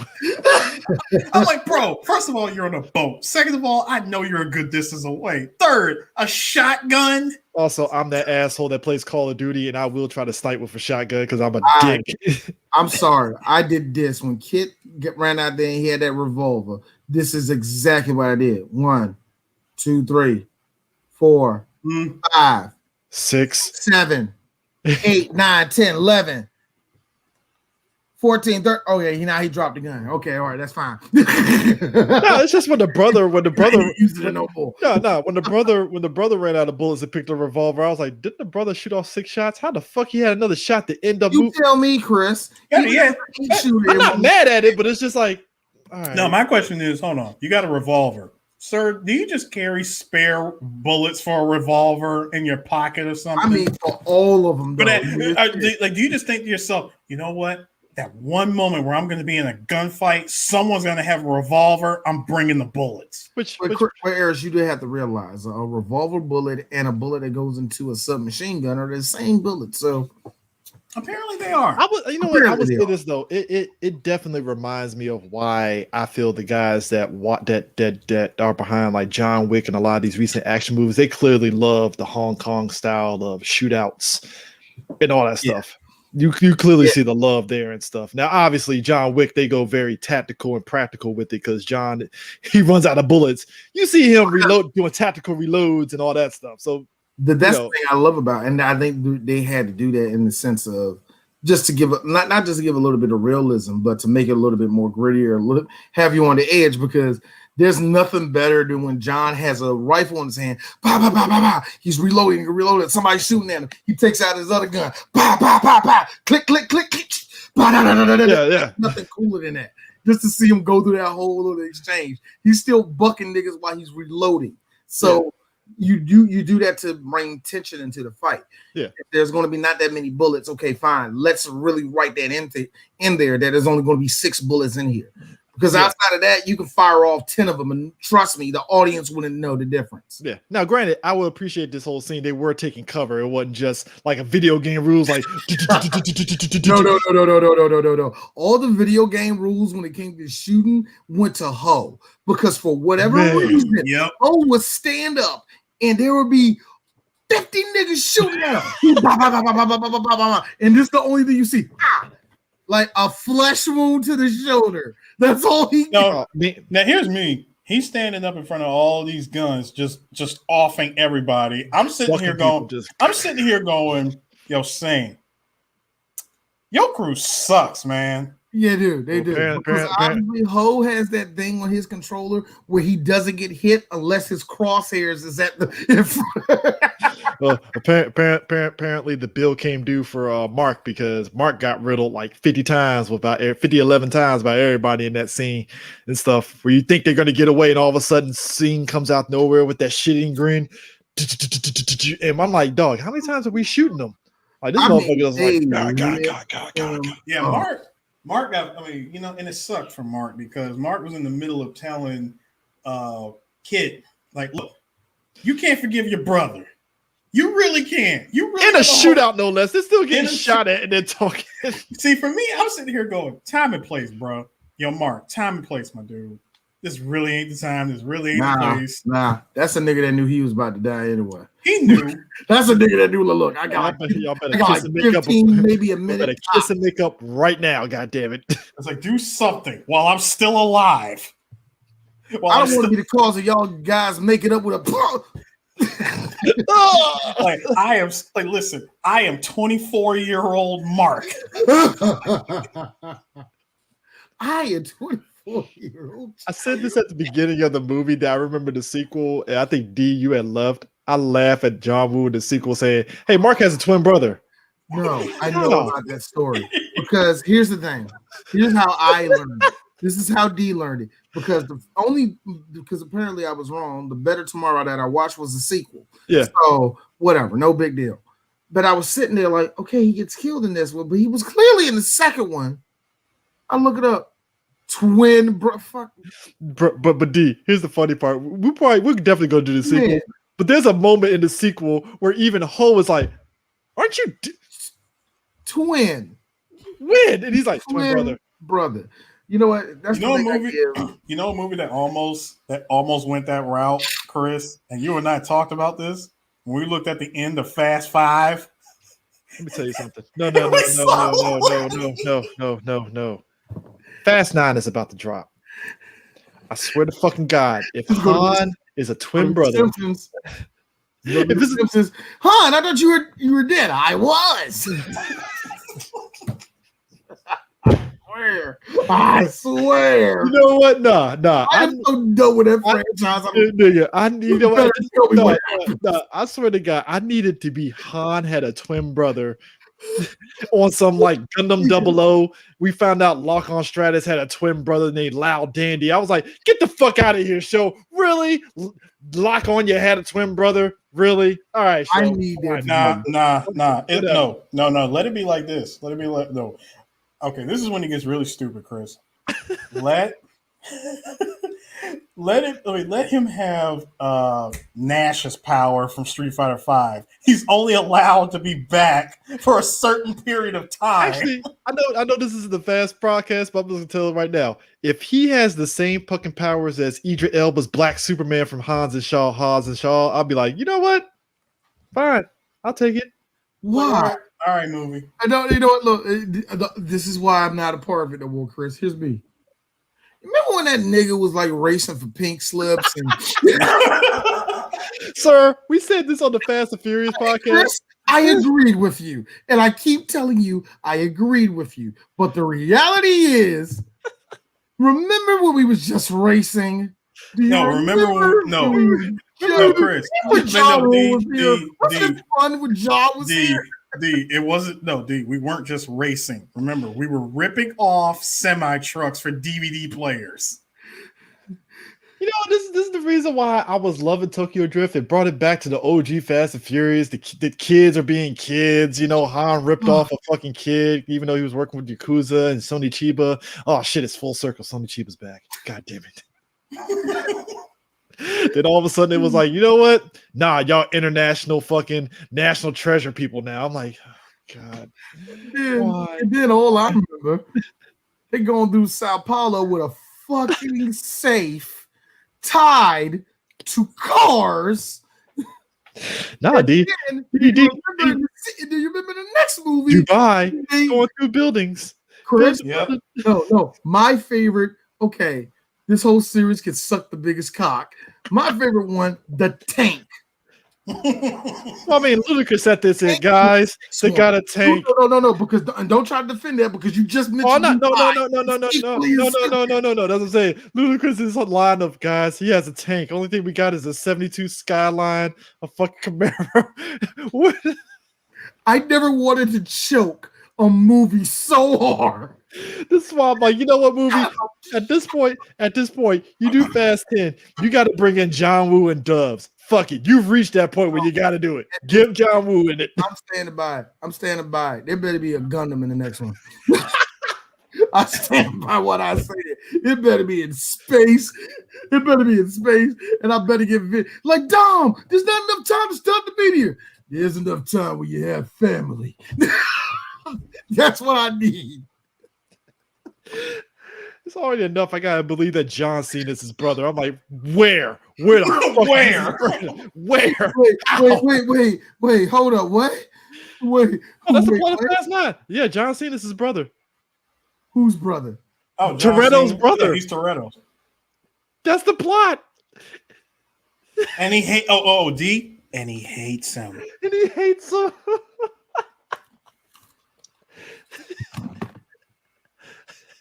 I swear to God, with Mia's, yo, see y'all niggas later. It's been a good ride, man. 3 Black Geeks. I swear to God, when Mia sat there and explained they had a brother, I was like, first off, are your guys gonna do this shit where you do like a archive footage of Fast 1 and we see fucking John Cena in the background, superimposed into the background? The only way I accept any of this, if there's an old picture of Dom and him where Dom has hair and John Cena is dressed up like Word Life John Cena. That's the only way I accept it. I'm gonna have your guys laughing and might end the podcast. I don't know how it's gonna go. We flash back to when Dom beat the shit out of old boy at the track and we see John Cena in the background. No, dude. So wait a minute, it's a blink and you miss it. I never narked on no one. I'm fuck, man. I'm drinking, nigga. And you just see, hold up, in the cut footage, is John going, "Are you sure about that?"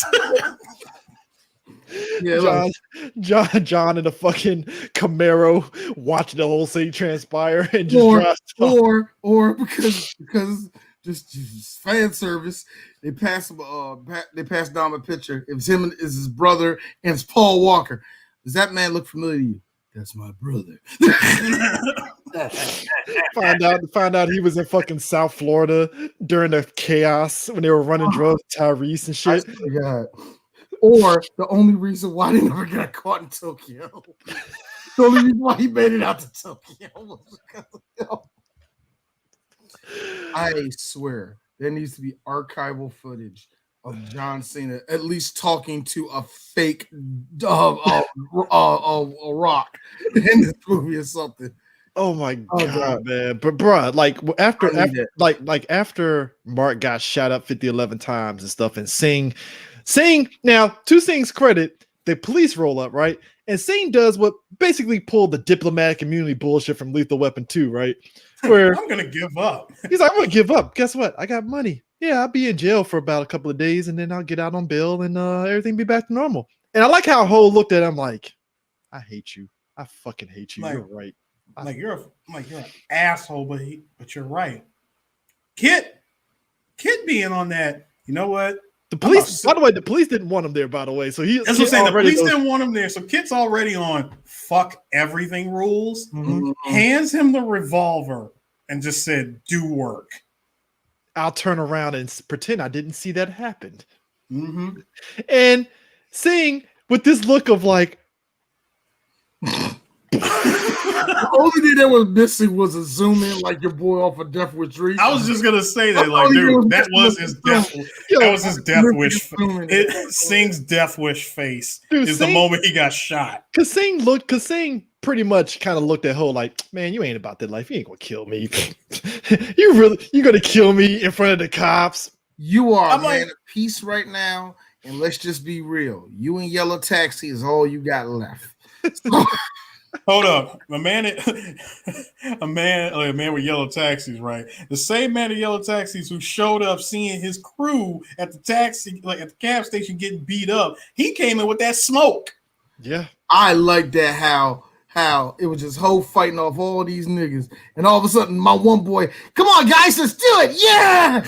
And that one dude had a comically oversized wrench in his hand. Yeah, that right there was beautiful. What the fuck that wrench gonna do? Like, dude, first of all, hold on. Going back to Fast and Furious, the same thing that all wrenches do. Every time a wrench shows up in Fast and Furious, it's always the most intimidating thing. Side note, also, I need John Cena in that flashback when Dom beat the shit out of dude on the track with the wrench. Yes. I need that. I need that in my life. I need John Cena investigating that scene after who was that? Tony Jaa fell off with that truck. I need him in a trench coat. I know who did this. Who is it? Somebody very familiar. Who? My brother. It just walks off. I mean, because it's not enough you got fucking Charlize Theron helping John Cena, so I'm like, oh boy, here we go. I'm one step closer to bringing him in. Dude, when he said that's his brother, I was like, get the fuck out of here. I was like, I can believe a lot of shit in your movies. This is the line. Well, not the safe dragging, not the driving through the door. That's the line. John Cena's brother. I'm like, yes, yeah, it is. That's the line. Sorry. As I'm looking at here, yeah, that's in the cliche handbook. You can do that. Brother, sister, missing twin, and my favorite one, gay dad. So you can do that. Swear to God, if Dom's dead, if Dom and fucking if Toretto's dad ends up popping up, he beat cancer or some dumb shit and stuff. I'm gonna laugh. No. First of all, Toretto's dad would have to somehow be completely burnt with skin grafts because remember he died in a car accident. Yeah. Remember that? There was that. Anyways, yeah. So the good question is this. Do you make him a Spaniard or a white guy? Ooh. He's gonna be white. I know he's going to be white. But I can easily see him like, Dad, is that you and Danny Trejo? Dumb. I've been meaning to talk to you. I'm like, yo, whoa, wait. Toretto is actually Spanish. It's already enough that Vin Diesel's like racially ambiguous and shit. So it's like, sure. He was Sure. like this, like, yeah, man, you was everything but black. And here's Vin Diesel. You know what actually is actually really interesting. My first name was gonna be Daquan, but they said nah, too ethnic. So whatever. It wasn't gonna be Dom, it was gonna be Day Day. It's like anyway, so David Toretto, what the fuck? Singh gets shot like 3 times and stuff, and Hope drops the gun. At this point, Hope grabs the handcuffs from off of them and handcuffs himself to Kit. And Kit's looking at his brother like, "The fuck you doing? I was going to tell you to go. Like, I got this." And he's like, "No, He's like, no, I want another chance." My man said, "I want another chance to do it right." I'm like, do you see the mountain of bodies you left behind? But to be fair, this works out for his brother because his brother will probably get promoted. Like, hey, I arrested my brother now, so you can give me that promotion, boss. Or in Ho's head, plus you can get me off a year later. What the fuck you mean you can't get me off, your brother? This bitch. I told you to leave. I covered you. I covered you. Now, if you excuse me, I'm getting another medal from the Chinese government. See ya. yeah, that's all it is. And stuff. Look, I'm getting another medal from the Chinese government. Jackie Chan's going to be there. Make it. I love the clap. I love the clap. I love the clap. Like, oh joy, oh joy. The best part, Chris, is right after he hands him the handcuffs. He says, "I want another chance to do it right." They walk towards the police. Freeze frame. Roll credits. Now. One more. Hey, Chris. One more. Like, I got to get there. Gong Lee's going to be there. It's 1986, and her vagina is puffy. See, now much like Rick and Morty, puffy vagina. That's not a bad thing, no. So what? So is that a good thing? Now I have to say this. It is in this timeline. Now I have to say this though too. I was sort of triggered a little bit about where the scene ended because seeing 2 guys walk towards cops that got their guns pointed, I'm kind of like, yes. Hey, Chris. That's a country where everybody looks the same. Number 2, they ain't no niggas in China. I know, that's what I was like. They did this. If they tried to pull this scene off in America, and it's like 2 black guys walking out with the cops. Hey, Chris, hold on, I got you. So, in other words, another queen is Slim. Yeah. See, the difference is they didn't get. The difference is they just wouldn't have got betrayed by fucking not Slim Thugs. No. Never mind. Whether they got betrayed or not, it's the fact that the cops are there and they're there. They're unnecessarily killed. Yeah. Oh yeah, but now you said that makes you feel some way. Now here's the funny thing, Chris, and I can keep it a twirl to how politics are. There's a group of people in China called Uyghurs. Yes, Uyghurs. Starts with a URGERES. I think that's how you say it. But Uyghurs, they are pretty much the Islamic Chinese people. They live on the edge of I forgot which country in China. They're pretty much are tortured every day by the government. They're killed for no reason. Think of the worst crap in the world. Just think of it. Oh yeah, and if you dare, I swear to God, if you start praying toward the east, we will fucking shoot you. Wow. Yeah, that's how they take it. That's sort of like them. They can't go nowhere. And if they put something on Facebook saying, "Man, it's sucky in China," that's your family, bro. Shit. Yo, so yeah, that being said, yeah, you can bring them up. Yeah, that's they have their own black people over there, which kills me because it's like y'all look the same. They just think Allah is dope. Why the fuck? I mean, they're exactly the same. That's how the world is, bro. But besides that, like I said, it ends on a good note. They basically walk off into the Come on, man. We got a Chinese guy singing "Oh, Sunny You." My man got bars. Got a lot of bars. I got to be honest with you. At least to me, all of those songs in the end, they're either going to be if they're up tempo, they all sound the same. If they're slow, they sound the same. Just to me. And then, D. And then there's Jackie Chan. Oh man, Jackie Chan sounds like he sings with a bald fist through the whole song. Ho ha he ho. He is very enthusiastic. I'll say that much. I'll give him that. Like, what was that song of his? His fucking song in Who Am I? What Yeah. shut up, yo? Yo, now here's the thing about this movie. So John Woo got Chow Yun Fat because he didn't have the look of a conventional action hero. Okay. Which is interesting. He didn't look like the typical. Now, granted, now we know Chow Yun Fat as an action hero because of these movies, but like when he initially cast him for this role, he didn't look like an action hero. That was the point that John was trying to go for. He didn't want to go with somebody that had like that action hero edge to him and stuff. I was like, oh, okay, cool. Also too, apparently, Dusters became popular after this movie.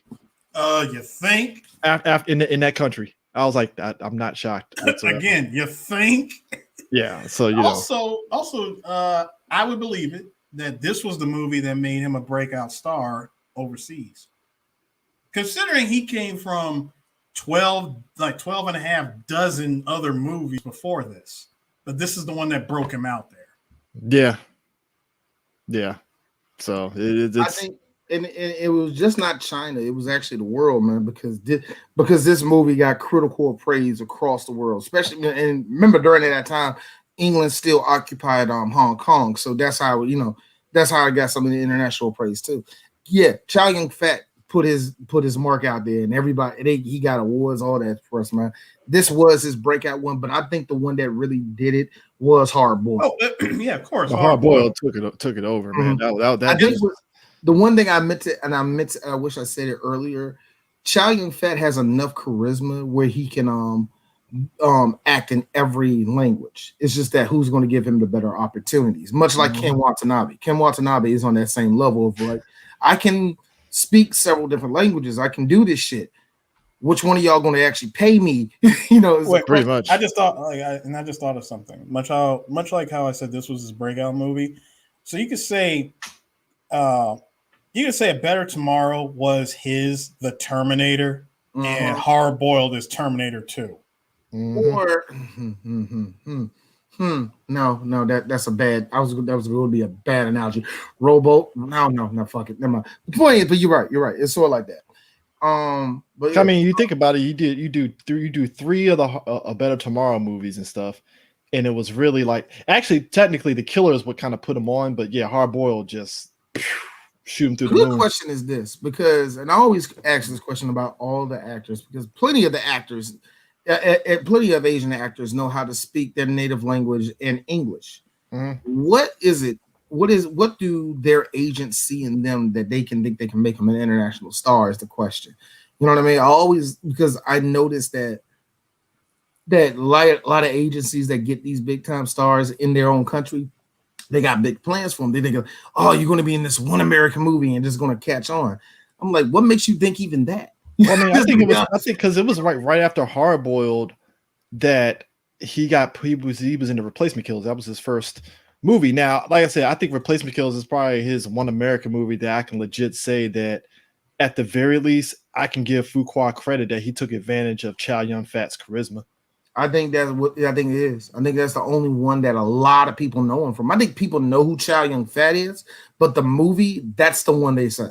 Yeah, because it felt like Fuqua was like, look, I got Chow Yun Fat. This guy's in Hard Boiled. You goddamn right. I'm going to use his charisma and him shooting guns and fucking up people. I'm going to use that shit. Yes, I got it. Let's also not forget you had a lot of his charisma in The Corruptor. Yeah. Opposite Marky Mark. Yeah, he was actually really good in The Corruptor. I think that really showed that he can do English. He can do English very well and convey it because it's hard to convey.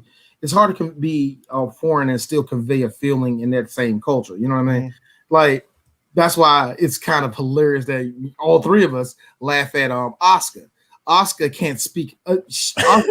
God, it sounds like the English language takes her into a corner and beats her with a bat. But she has more on-screen charisma than any other woman. Now let's not go into roster or none of that. I'm just saying when you just go over our charisma. She doesn't have to speak English and you would understand her. You know what I mean? Meanwhile, there are some people that can't do that. Meanwhile, Shinsuke will joke and say, I'm sorry, no speaker any English. It's so funny. It was so funny when it was like, Shinsuke, but you can speak perfect English. I can. That's the more feel like it. that's the more hilarious thing too. Is like I look at Shinsuke, I'm like, Shinsuke, you clearly speak better English than Oscar. Bro, I'm Why are laughing you though. doing? Why are you doing this? English. He knows how to speak it very well. He don't give a fuck. This one makes it funny when he said that line. I'm sorry, I don't speak English. I laugh. I don't give a fuck what you say. I know a lot of people are mad, but for me, hey yo, Shinsuke, you don't need to be WWE champion. You just won me forever. You told a white woman in her face, sarcastically, no speak English. That did so much for my soul. And I hope every Asian person that was sitting at home goes, fuck yeah.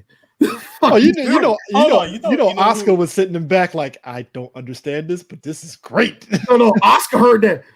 They ain't gonna fire you for that shit. White people ain't gonna be bad for us doing that shit. Here's Shinsuke. Americans think it's funny when we talk like that. Oh yeah, they racist, ain't they? Like, yeah, I know. Hey, D, there was something else too. Not only did Shinsuke do that when Trump was still president. I think this was during his first year or whatever. I remember he came to Japan. He came to Japan and he met with the prime minister. When Abe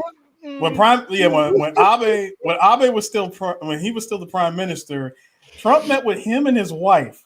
His wife managed to avoid a whole 2-hour session of not having to talk to him by pretending she didn't speak English.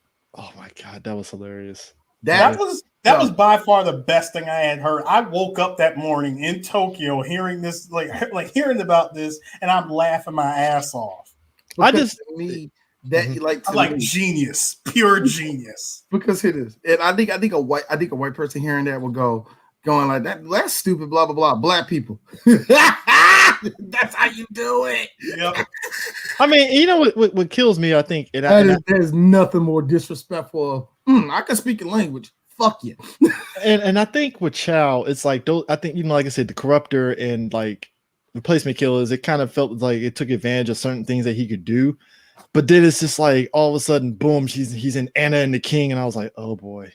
I think Anna and the King. Here's the thing: only white people like Anna and the King. Yeah, I know, right? Like I didn't get it. The whole King and I stories, only white people like that, because it's the white women that went over to Siam and told the brutish savage how not to be all violent and how to learn to love. And it's a swirl story too when you really look at it. So everything. So like I hate fuck all that. I think also, Chris, America has this habit of when it comes to somebody coming from China, they think, oh, you could do kung fu. No, the fuck I can't. No, the fuck I can. I can do white belt punches for you. That's about all I can do for you. That's how you get Bulletproof Monk. And I'm like, I'm supposed to believe Stifler is a kung fu master. Fuck you. I was just going to say that. I was going to say, yeah, and then Chow Yun-Fat could do comedies like Bulletproof Monk. And even he did that well. Even with the dirt shit they gave him in Dragon Ball, he was like, "That's Roshi. I ain't sucking. Y'all can suck. I won't. Dude, even in Pirates of the Caribbean, forgot his ass was in that third movie. He popped up as the fucking Captain Fing. And I was like, huh, he's definitely acting his ass off, and then killed. Well, that sucks. And it's kind of funny. There was a whole little controversy about that because the Chinese government didn't want to see him get killed by a white person, or at least killed on camera. I forgot what the rule was, but it delayed it for like a week or so before being released or something like that. It was weird. Yeah. But even with that, I remember when I saw him. I saw him on. I'm like, oh shit, Chow Yun-Fat, and people legit wearing a movie. They're like, ooh, I forgot this nigga was in this movie. You're like, oh, then you see the shot like, yes, wait. It's Chow Yun-Fat. We know who he is. Dude, the fucking Stranglehold video game, which was the unofficial sequel to Hard Boiled. Yeah. People forget how huge that was, that they got him back to do the voiceover and to do the mocap for that game. I mean, it's literally Hard Boiled, the video game. In fact, the movie is Hard Boiled so much that the movie Hard Boiled is in the video game. Actually, I bought the game. Movie. It was packaged with the game. The Blu-ray of Hard Boiled. If you bought the game, it came with it. Like that shit was huge. It's a shame they didn't do more games of it, but like that dude held weight, and I think a Close- lot of us we just wanted him to like really blow up like Jackie Chan here, and it just I- didn't. yeah, make see, that's sense. the closest thing that we got to a sequel to Stranglehold was what was it? Oh God, what's the name of that game? What are you talking about? The Sleeping Jet- Dogs. No, Sleeping Sleeping Dogs, yeah, kind of technically. Sleeping Dogs. Sleeping Dogs is like the closest thing we got to a sequel because Rise to Honor came out before Stranglehold. Yeah. Now, I will say this about Chow Yun-fat. I would believe, knowing Hollywood, especially Hollywood in the late, like in the 90s, 2000s, and even today, if Bruce Lee was still alive, Hollywood would have a field day with him. Mm-hmm. See, back in the 60s, they didn't really want to fuck with him like that outside of giving him minor shit. And it wasn't until he went overseas, became a big international star over there, that they decided, hey, we want to do something with you. I'm from the country. You know what I'm saying? I was born in America. I wanted to blow up here. Y'all fucked me over. And now that I've blown up overseas, you want me. But that's how. But see, that's how it is, Eris. I was going to say that it's kind of funny that Americans just don't know how to produce the Chinese like that. They just don't.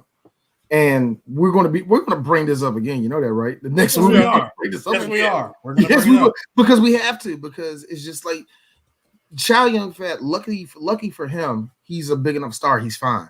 Even though He went back to China, was like, I'm gonna do Crouching Tiger, Hidden Dragon, and you're gonna love this He's shit. been in a couple of really good movies, in China that never came out in America. One of my favorite ones was the God, I forgot the name of that bitch. Now I forgot the name of the motherfucker. It was him and Gong Li. Where he's I was about to say, wasn't him and Gong Li that movie? Yeah, I forgot the name of it now. God damn it, it escaped my head. But even at that, he was really good. I think he got a couple awards for that, man. Like was it Let the Bullets Fly?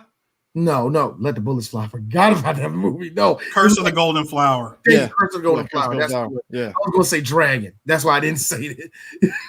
I hate that about Chinese movies. There's always a dragon. Sometimes there's a dragon or a monkey. It's like a monkey, a dragon, a flower. Speaking of which, like I said earlier in the podcast, Sue Hark was in this movie, and just the fact that he directs the third Better Tomorrow, and then you look at all the rest of the stuff, it's like, yo. This was like 4 years before you blew up and made Iron Monkey, dog. That third Better Tomorrow was basically, hey, let's do a flashback to back when Mark was Billy Badass, and it's like, all right, let me tell you something about Sue Hark's work. Anytime you watch anything of Sue Hark's work, you are getting gold. Yes, yeah, you are. Yes, you are. There is like John Woo to me is great when it comes to sequences and all the rest of that. Hawk is his whole movie. This whole movie has this energy of like, oh, you see where we at? We're gonna be this way for the rest of the movie. I mean, dude, look at Iron Monkey. Iron Monkey was like that. Iron Monkey, second guy killed like, oh yeah, don't worry.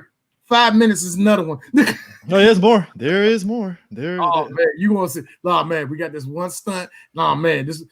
I call Sue Hawk the master of wire food. He knows how to make that crap look real good. Look at fucking Detective D. Look at good. I mean, look at Detective D. I was like, that is a wire food goddamn movie. It felt like there was just a fat guy just bouncing up and down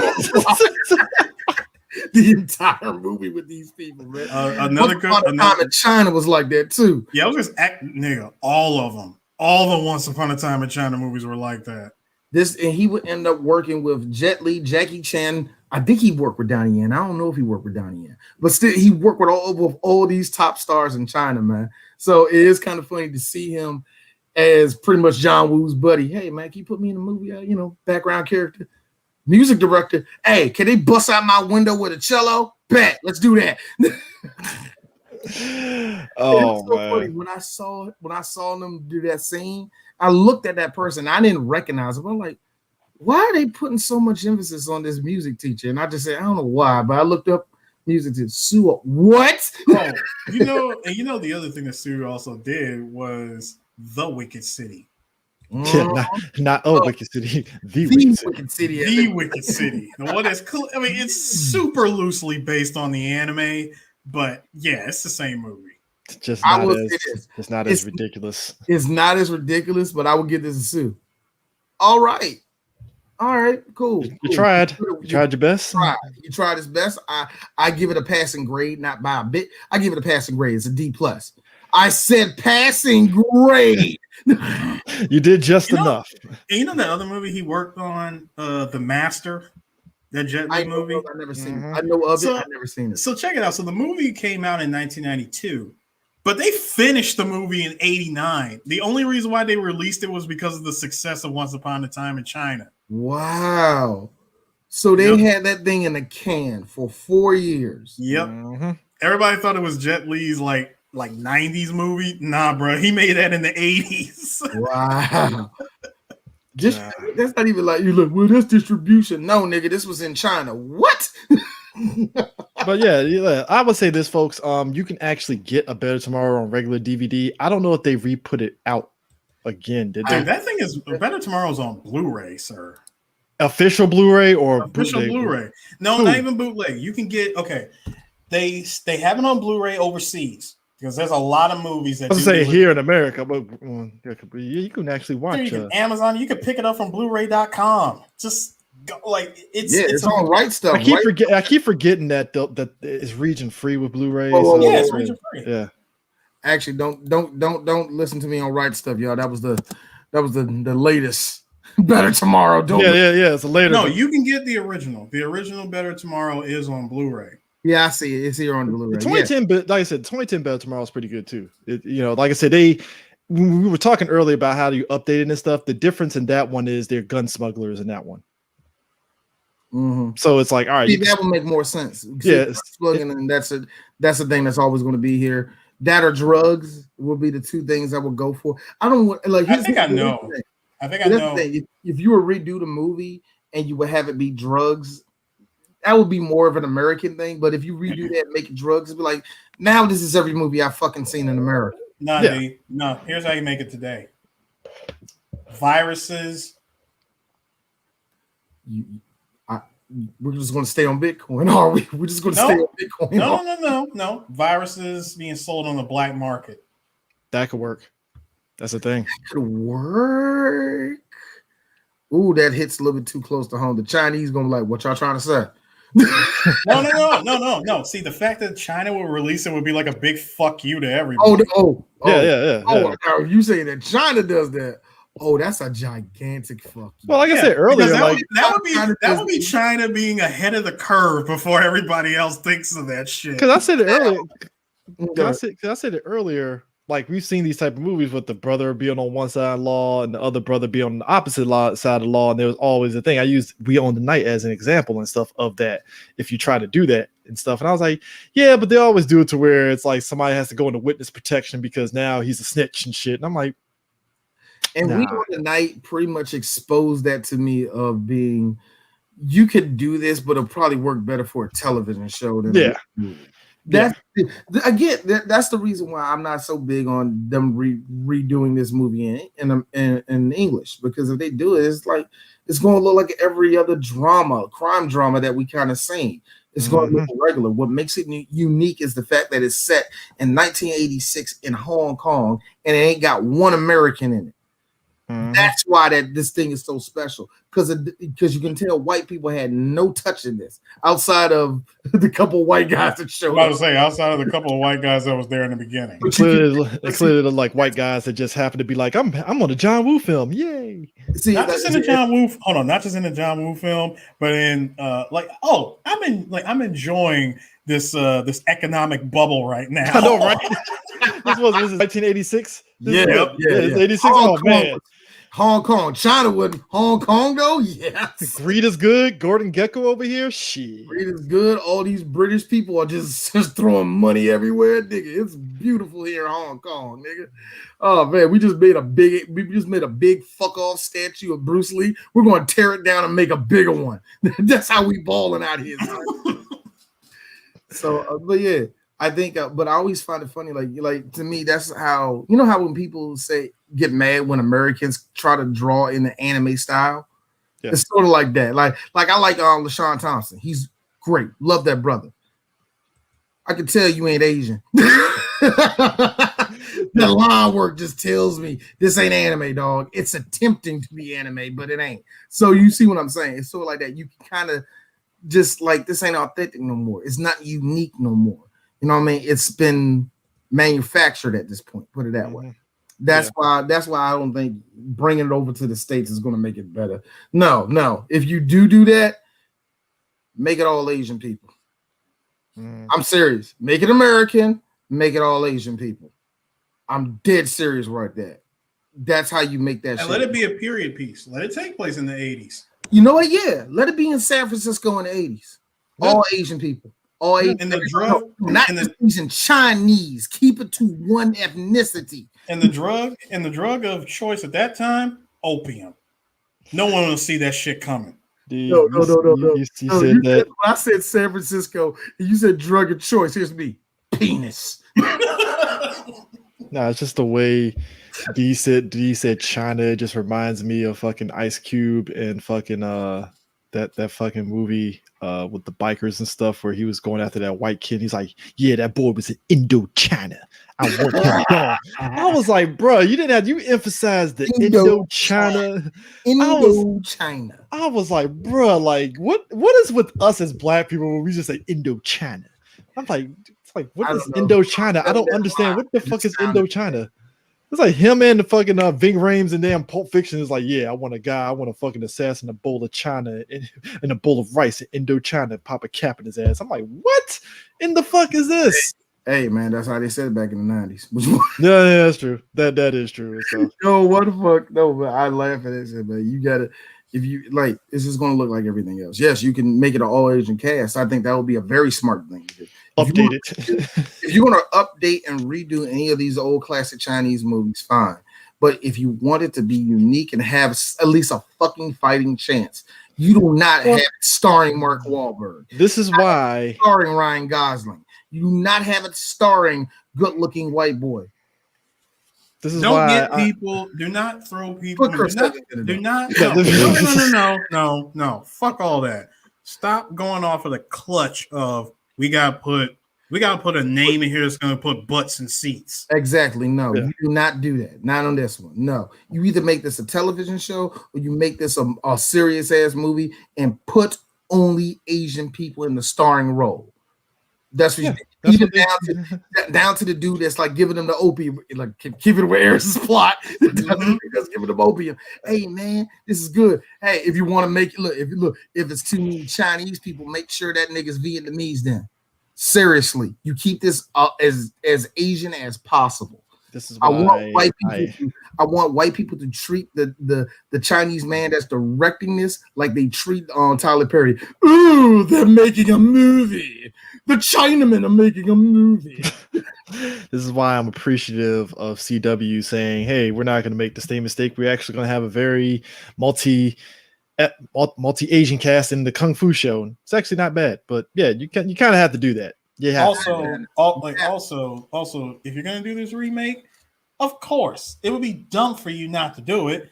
Make sure that at a minimum of 5 characters are wearing dusters. Yeah. True. Also bring Chow Yun Fat as a cameo, just because. Yes. Yeah. No. I got an even better one for you, Chris. Not just Chow Yun Fat. Everybody from the first movie. If they're alive. If they're willing to do it. If they're willing to do it. If they're willing to do it. Chow Yun Fat would do it if you just give him enough money. Of course, Chow would do that. Chow would be gung ho for it. John will probably be gung ho for it. The only person that you will more than likely not get is Emily Chu. Oh hell no. Did she pass away or is she like? No, she's still alive. She just retired after what was it? She retired in like the mid 90s because she started in the 80s. And hold on, let me see something here.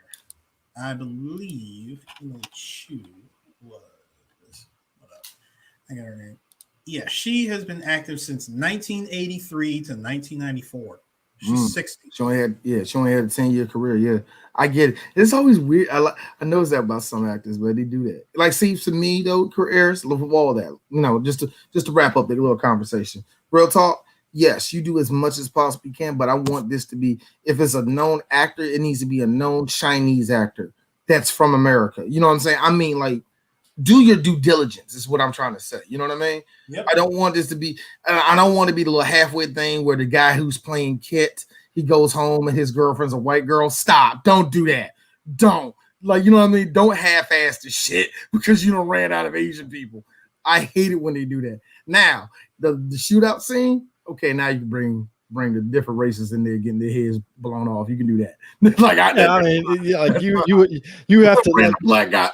You know, that's why at that point. That's why I was like, I don't think they're gonna remake. That's why I'm like, as much as I see them remaking it over in China and South Korea, I don't see them doing it in America. But I'm not holding my breath because they're probably gonna do it and they're gonna be like, we're gonna tap the John Wick guys to do it better tomorrow. And it's like, all right, man. I bet this thing gonna be good. God, this thing is pretty good. What was the plot about?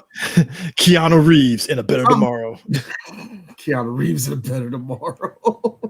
Chris, you said this movie was remade twice. It was actually remade 3 times. Yeah, 2010 and 2018. Nope. I said 3 times, sir. No. I'm just trying to think. What was the third one? Third one was actually it was a Hindi version released in 1994. It was a Hindi version. Of course, it was a Hindi version. I like how Chris was about to say his rule, but he didn't want to say it, so I'll say his rule. I don't count Hindi versions, nigga. I know you were I wasn't even gonna say that, but I was just like, there's a Hindi version. Like, wow, I did not. Wow, nigga, who gives a fuck about the Bollywood version, nigga? No. Check it out. Here, I just dropped it. No, I'm looking at the picture of the fucking cover now, and I'm like, this looks nowhere near what A Better Tomorrow. I was gonna say, blow that shit up. Blow that shit up. I can't even blow the picture what up. The hell, bro? No, I put it in the group chat. I just seen it. What the hell? Yo, my man. Yo, I like, what's that? Atisha? Is that what it says? What is it say, Harris? Atisha? Yo, actually, I think that movie's way better than this one. Just off that cover. Listen. I'm gonna tell you this. Yo, I can't see it, guys. Peep my man on the left with no face. I think I could find a better picture. Yo, you got to find a better picture than that. Hey, Chris, indeed. Hold on. Peep my man on the left with no face. Look at my nigga. Oh God, I lost the picture. There it is. Yo, God, can I zoom in on this bitch? I need to zoom in on this bitch. God damn, but look at my man right here. I can't even tell, man. I like how dude in the middle. I like how the random car is just right there. He's just posting up. Hold on, that's supposed to be Mark. Look at his leg. Yep. Oh, I found a better one. I found a better one. I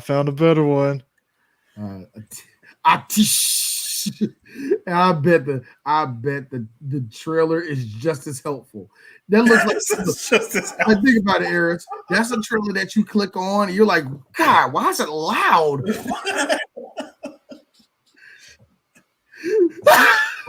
Oh no! Hold up. I'm so no. Before we go anywhere with this movie. No, D, hold on. This movie has the nerve, the fucking gall to be a new Disney remastered. Hold on. Feel the fire. Look, I get it. I do get it. There are more movies made in India than there are in the United States. Hey, them Bollywood films ain't no joke, man.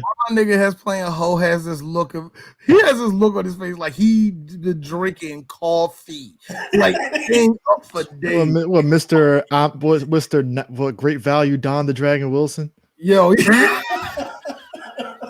look at Kenny Omega's Kenny Alpha in the background, nigga.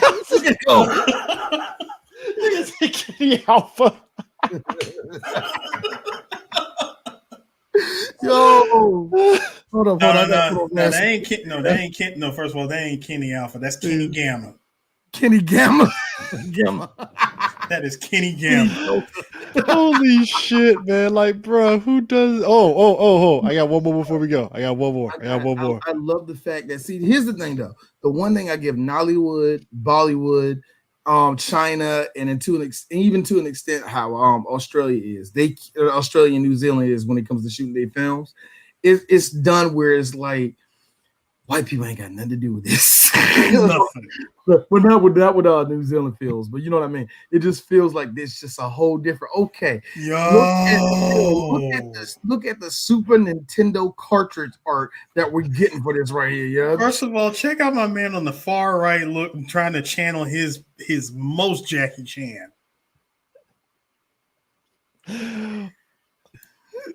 No, I don't know. I don't know, yo. Your man on the it over there looking all bad. My nigga in the middle all bloody. Oh my god, man. This is hilarious. This is just great, man. Who knew, man? Of course they did a Hindi version. Why wouldn't they? Oh boy. But anyways, folks, thanks for joining in on this great Saturday. We actually me and D can actually jump in and watch some WrestleMania on the Peacock. Oh man, I asked my buddy, he's like, "Hey man, you got that cock?" I was like, "He's like, what? Oh man, I mean that Peacock." And I just thought about like Peacock password. I thought to myself, "Nah, we're gonna call it cock from here on out." Yeah, you just reminded me. I probably do need to. The network is gone and done now, right? Oh, it's finito. You need to buy a new one, man. Oh, okay, cool. Just want to be sure. They empty out the U-Haul truck left out 3 days ago with everything. It's gone. It's left out 3 days. Like that dude in Robin Hood Men in Tights where when he was breaking away the castle. It's like, all right, guys, you don't pay, you lose your pay. They took the whole castle, and next you see Blinken sitting on the toilet with a Playboy. That's us with the WWE. So you can see the boob that he's feeling. That's us with the WWE network. It's like they just took that shit away. It was like, nah, we're gone. We're on the man, I don't know if anybody in the situation where you lost your apartment and you try to get your shit 2 days later and everything's gone. That's right. Yeah, I remember when D told me, he's like, Chris, they locked my stuff. They locked my shit up, and my shit was gone like 2 days later. They let me get my shit, some shit, but I remember like, I can just go over there tomorrow. I went over there tomorrow. I'm like, yo, D was rolling up in there like, I'm gonna get up in there ski mask way. Oh shit, it's locked. Well, damn, took all my shit. Whatever, man. Anyway, took my home. But anyways, my home took everything. Anyways, folks, what's next after A Better Tomorrow? You know what? I've been sitting thinking about that because God, oh no, we're gonna have fun next week.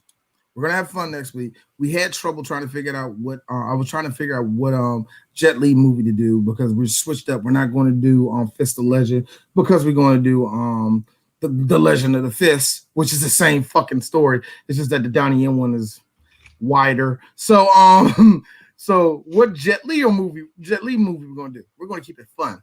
We're doing Unleashed next week.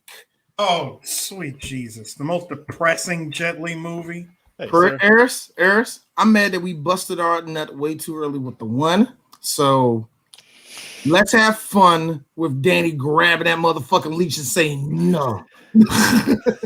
And Morgan Freeman being blind Morgan Freeman. Morgan Freeman being like old friendly Negro. Well, as you know, and Bob Hoskins.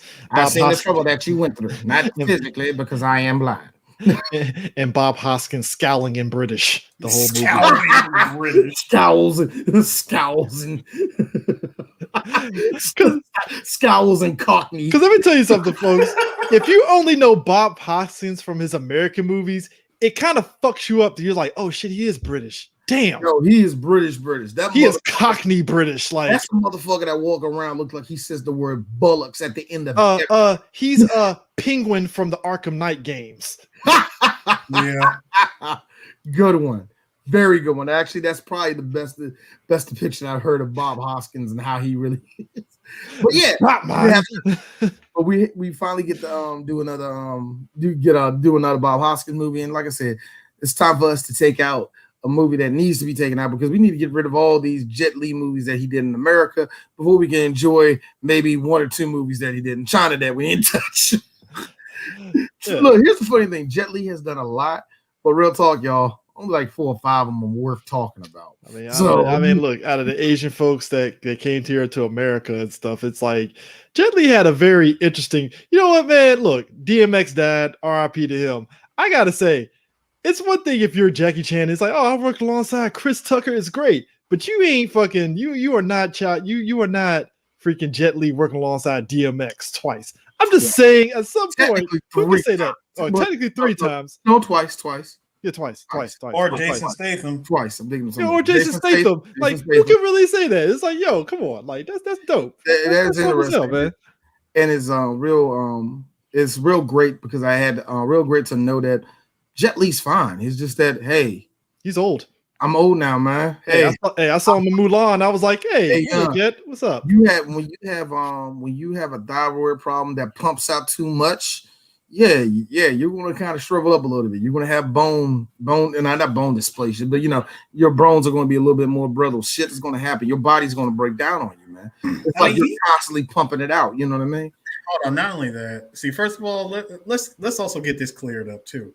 That picture that people saw of him that really badly shot one. It was bad. I was like, whoa. That was just a bad one. That was a bad. First of all, the sun was way too far on the left, and it was shining down. It was shining down the wrong angle, and it just made Jet Li look so bad. Everybody was thinking that man was sick or some shit.